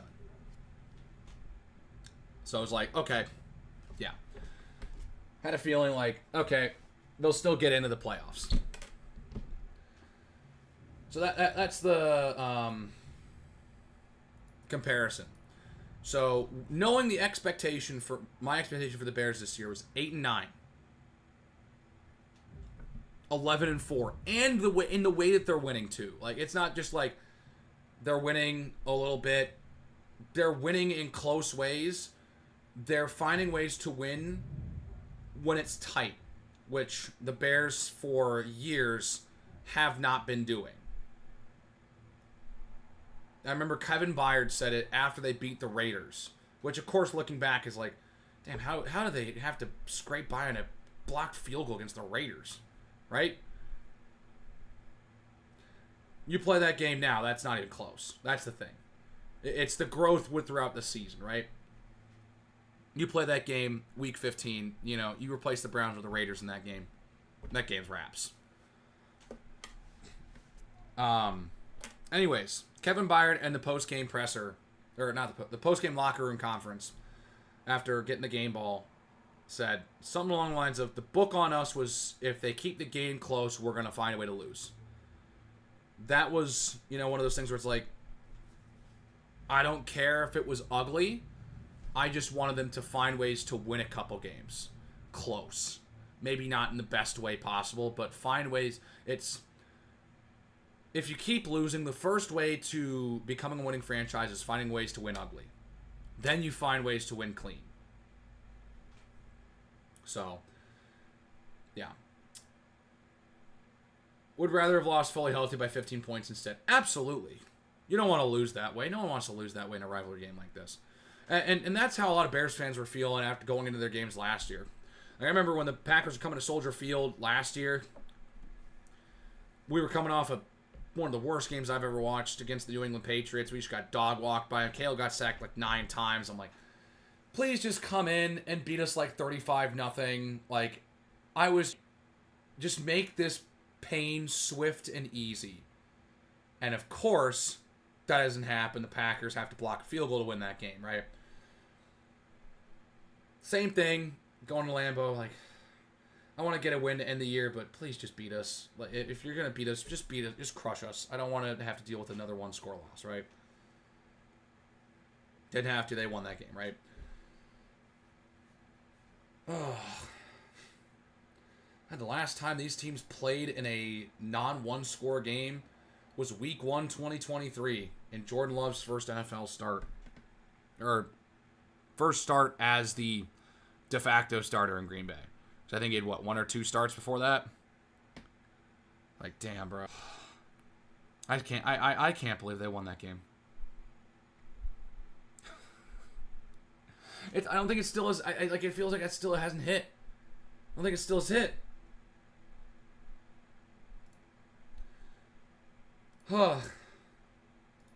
Anyways. Oh no. Did we lose? No, we're good. Are we still live? We good? Did we lose connection? Did we lose connection? Can someone tell me if we lost connection? I hope we didn't. I'm really hoping we didn't. Anyways, I'm gonna try and actually wrap this thing up pretty quickly. Let's try and do that. Let me double check the channel here. No, wait, no, we don't. We haven't lost connection. Good. I always love that when it happens. All right. If no one's got any questions or any further comments or things you want to talk about, actually, last thing here. I just feel like the Bears being at the top of they should have destroyed us, especially in Chicago when they played really good in Green Bay. Absolutely. They should have controlled this game. Like, absolutely. Like, this game shouldn't have been as close as it was. I'm not gonna lie. But I also knew, just from like the way that this team historically, like recent history between this rivalry, I'm like, it's not gonna be that way. The expectation going into it is like the Packers are injured somewhat. Like I saw some people saying it's like we don't have anyone. I'm like, Jayden Reed's playing, Christian Watson's playing, Josh Jacobs playing. Everyone on your offense is good. Of course, Jordan Love went down, but like really defensively, it was Micah Parsons, Devontae Wyatt, and Evan Williams that didn't end up playing in this game. To my knowledge, obviously, I don't follow the Packers like Packer fans do, duh. But going into the game, that's how it felt. Like there are some injuries, but it wasn't like Packers are missing guys on the defensive end, Bears are missing guys on the offensive end. They're missing Rome Odunze, they're missing Luther Burden. Those are the two big misses. Defensively, one of their healthiest games. No Kyler Gordon still. He's played like 3 games all year. But, they've been doing so well without him. It didn't even feel like they needed to miss him. Right? His absence was like majorly felt. Yeah, no, but yeah. Like, in a perfect world, the Bears control this game. But I also knew deep down that was not how this was going to go. Absolutely not. It wasn't going to be like that at all. Like, this thing was going to be close again. I really did know that this thing was going to be close again. Even though it shouldn't have.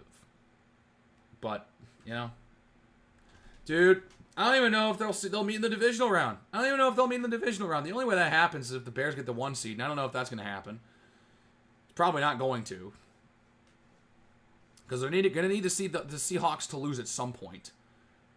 I think the best way for them to get the 1 seed is beat San Francisco and beat Detroit, and then have San Francisco beat Seattle Week 18. I think that's their path to the 1 seed. I don't even know if that happens, right? And that's saying a lot, because like the Niners and Bears play next week, and then you're asking I think as of right now, if the season ended right now, round 2, or well, technically round 3, but round 2 at Soldier Field. Honestly, being a Pack fan, I'm pretty spoiled, so I'd rather just miss the playoffs entirely. Yeah, I get that. I talked to a handful of Steeler fans this year, and a couple of years, and I watch. I don't know if people are familiar with some of the clickbait sports guys. Oh, We good? We good? Hold up. We good? I'm hoping we're good.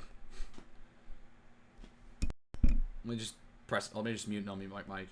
I don't know how, familiar most of you guys are with the clickbait sports, urinating tree, Tom Grossi type of stuff.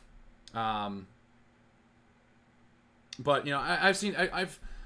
I've talked with my fair share of Steeler fans who are like, even though they've been winning like 9 games a year for however many years, they're almost like, I want to miss the playoffs because if this team wants to contend again, they've got to kind of tear it down, right? And I can understand that. It's like you're holding on to relevancy in the sense of you're winning, about 50-50, but you're still winning more games than you're losing. But you can't win playoff games. Like, the Steelers have missed the playoffs, twice in the last 8 or 9 years, haven't won a game. Like, they get to the playoffs and get beat by a team that's been better than them, right? So, it's different, right? I understand that. Of, you kind of almost want to miss the playoffs. You'd be like, if you're just going to collapse, just collapse, and let's try and retool. I don't want to have to go to the playoffs and then then lose there in the first round and kind of be like, we're exactly at the same spot that we're last year, right?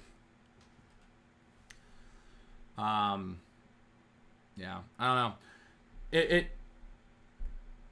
I am very scared because the most likely outcome is that the Bears end up being the 2 seed. That's the most likely outcome. Because it's going to be most likely winner of the NFC West, 1 seed, winner of the NFC North, 2 seed, Eagles, NFC South winner. That's what it feels like. Because the Bears have the head-to-head with the Eagles, so even if they lose a game, they still have the head-to-head. It really feels like the NFC this year is built for a 7-2 upset. And that's what scares me, because after the loss here for Green Bay, there's a good chance that they end up being the 7 seed again and have to go back to Chicago wild card weekend. And that scares the bejesus out of me. That scares the bejesus out of me. I would much rather the Packers lose out, miss the playoffs, and the Lions get in. I'd rather lose Week 18 to the Lions to make sure we play them again the next week, as opposed to have the Packers again, right? Like you can I hope that you can understand why I feel that way with just the history of the Bears against the Packers. You understand just every time there's a big game, the Packers always win, except for tonight. Tonight was the change. Tonight has been the exception.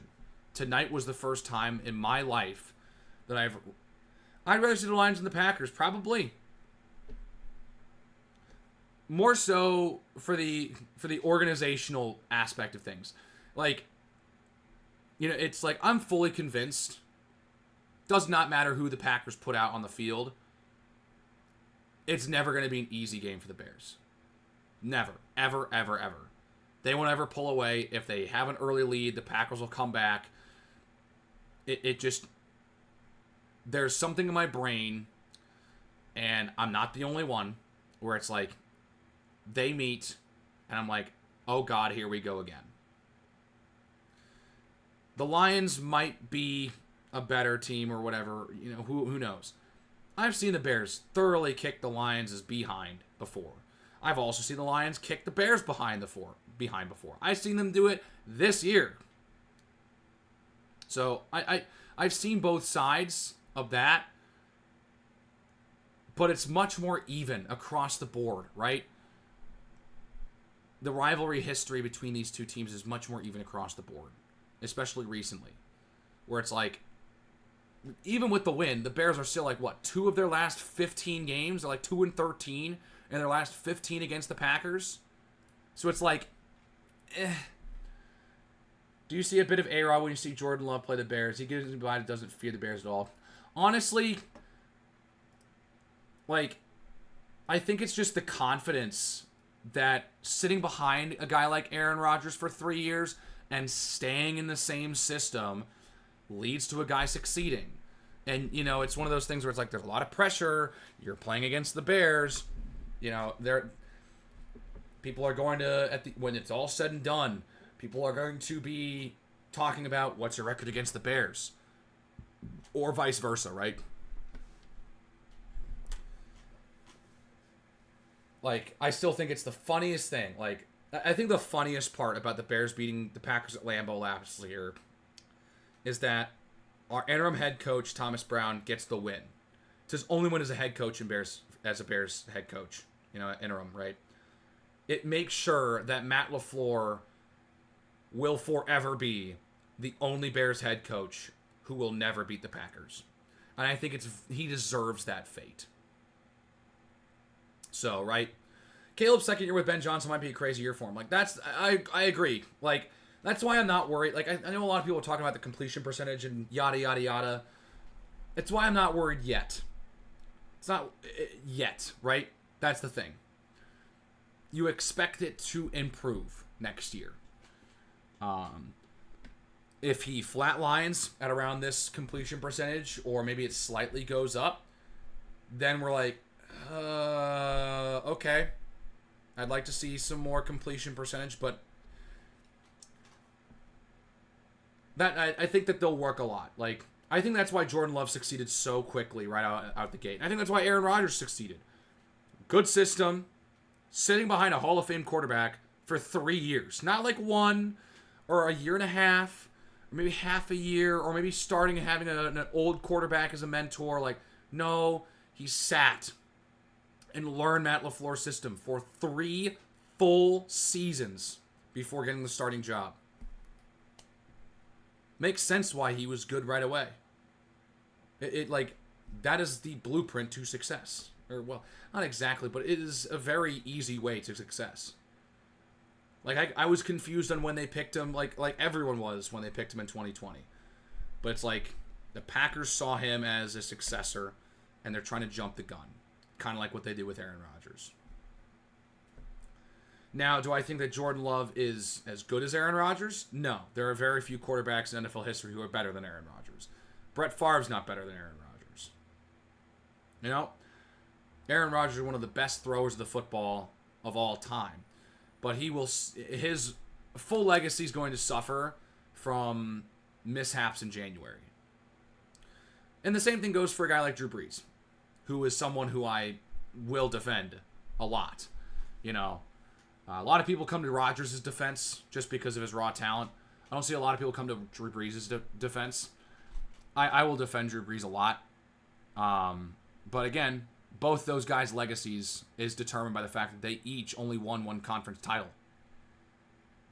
And they won the Super Bowl the year they won their conference title, but each of those quarterbacks only won their conference once. So it kind of keeps them out of the top 5 discussion, really, for me. But Aaron Rodgers is definitely a top 10, like top 10 talent, absolutely. It's a real shame that, you know, my team was for the vast majority of the time he was at the helm there, they were terrible. Good when at least you're not one of the Bears fans that celebrate my Packers going to.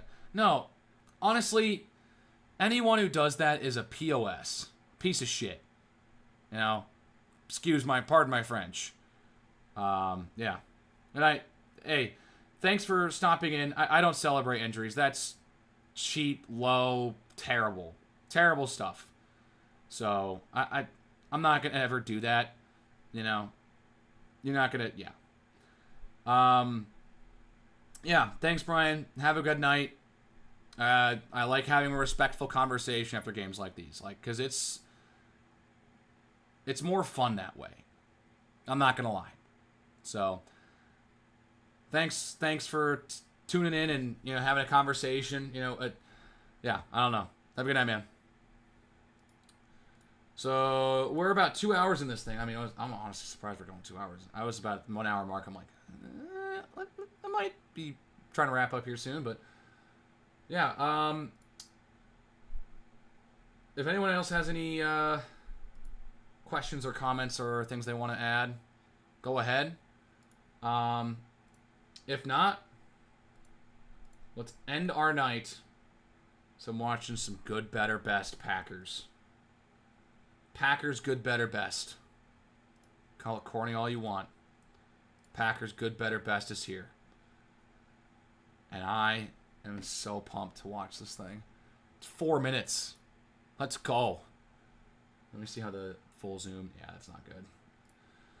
So I'm actually going to full zoom in right now.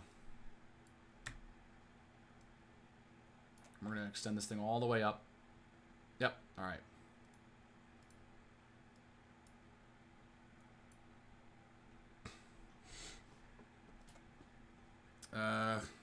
Oh, that's what I was going to do. I got to change the sound output. It's not on the speakers here. It's still on my headset right here. Oh. Check this in my veins. Let's do it. Let's do a reaction together. You know? Good bet. Packers, good, better, best. Packers, good, better, best. It's here. It's here. Oh, man. All right. Let's do it, man. Hell yeah! Hoping there's not... Oh, wait, hold up. Hold up. You'd have to... Yeah, hold up. I'm realizing something here. There we go. Now it'll come through, you know, naturally. It won't be just you're hearing the background audio from my microphone, which hopefully that doesn't bleed through too much. Let me know if it does. Hell yeah! Hell yeah! Back up the seat for this a little bit. Give Ben the time of day, dude. Ben, give it to me. Give it to me, Ben. Benedict Arnold Johnson. Let me tell you something right now. This is a special group. Say it! Special. Yeah, they are. This doesn't happen everywhere, gentlemen. Where we are right now, what you guys are doing, it's no fluke. It's no fluke. You are mentally tough, you're physically tough, and you fight all 60 minutes. Hell of a job. Hell of a job. Man, we said all week long we had to be great in the red zone. We had to be great in the red zone. 0 for 5 defense in the red zone.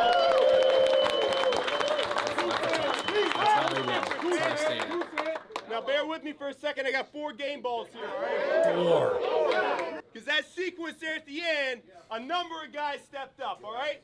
Let me start with the first one. Come on, Josh. Cairo Santos. Oh, Cairo. He deserves it. He deserves it. Those are tough conditions. He's been scrutinized a lot. Deserves it. No, I don't have many words, man. It's special to do this with you guys, coaches, players, and it's all glory to God, man.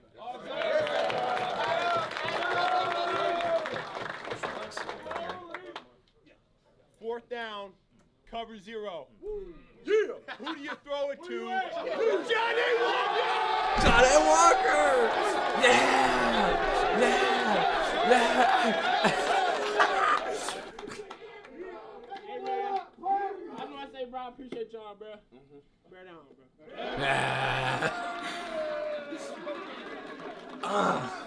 Man, special teams demon coming through for us right when we need it. Oh, yeah. Right? Josh Blackwell! We need an onside kick, Josh Blackwell! Josh Blackwell! Listen! Dude, this guy's so good. Such a good special teamer.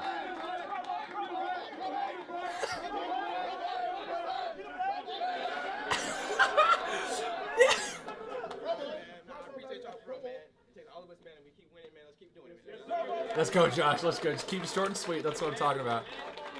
I'm curious where this last one's going to go. Hold up. I'm curious where this last one's going to go. My gut says it's going to go to Caleb. Of course, with the 2 touchdown throws at the end. Part of me also it might be DJ for the touchdown winning catch.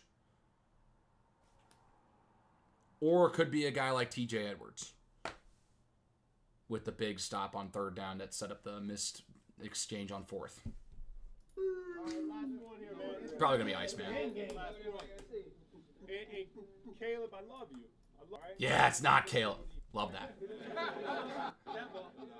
Because this guy battled through, man. He went down early. He got back up. It's DJ. He knew this team needed him for 60 minutes. DJ Moore! Yeah, he totally deserves it. Absolutely. That dude is a Dog. Oh, he's got the cheese grater on. He's got the cheese grater. Oh my God. Let's go, DJ. DJ. Appreciate the play call. I seen that when we had it at practice. Appreciate almost the exact same look. 0, I knew Caleb was going to give me a chance. Perfect. At the end of the day. All right. He probably said something. Enjoy, all right? The big games, they keep coming now. The big games keep coming. The job is not done. Do not forget that. Do not forget that. Bring it on in. Give it to me. Here we go. Come on. Turn me up, man. Go better, Bass. Never let her rest. It gets better. It better gets better. Bears. Yeah. Bear down.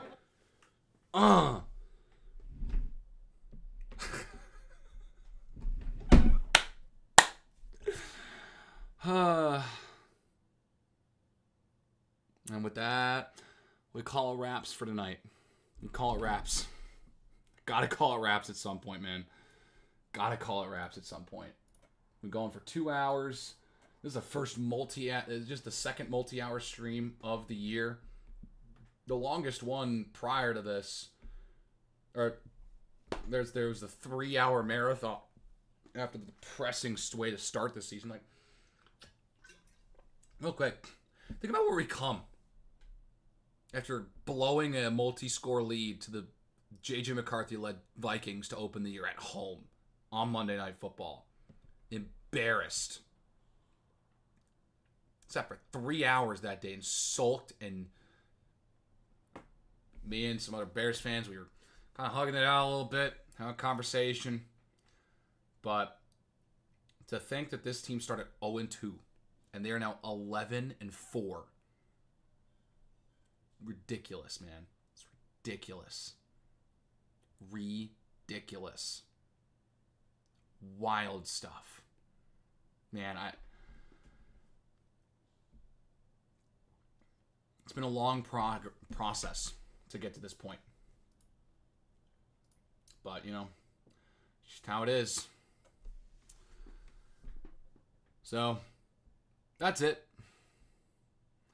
Thanks for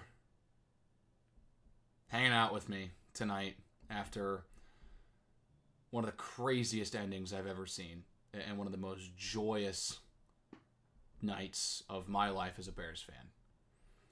And I also want to give a shout out, and I really want to give some props to people like Brian and Johan for coming in and, as Packer fans and kind of giving their own props and coming in here and talking about things, not necessarily logically, but, reasonably, just trying to have a conversation as opposed to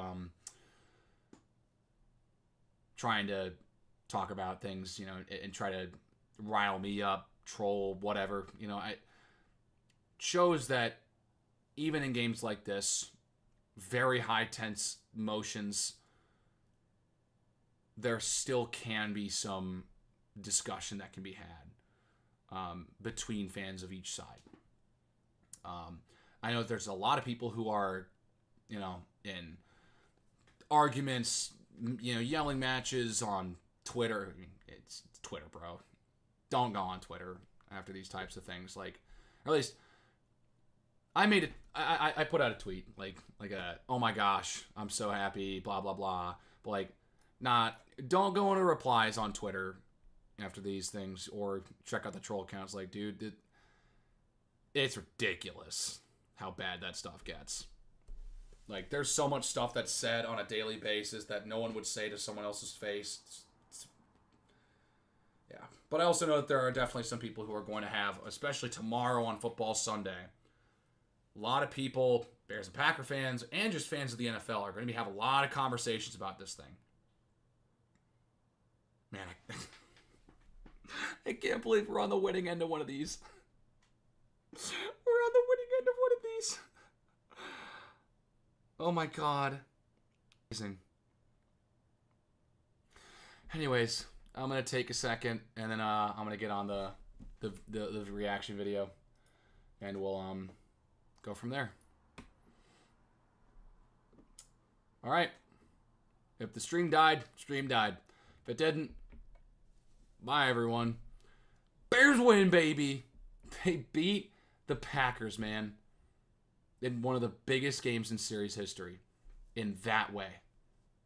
Soldier Field is rocking. Chicago is rocking. So, yeah. That's it for me. Bye, everybody. Take care. And bear down.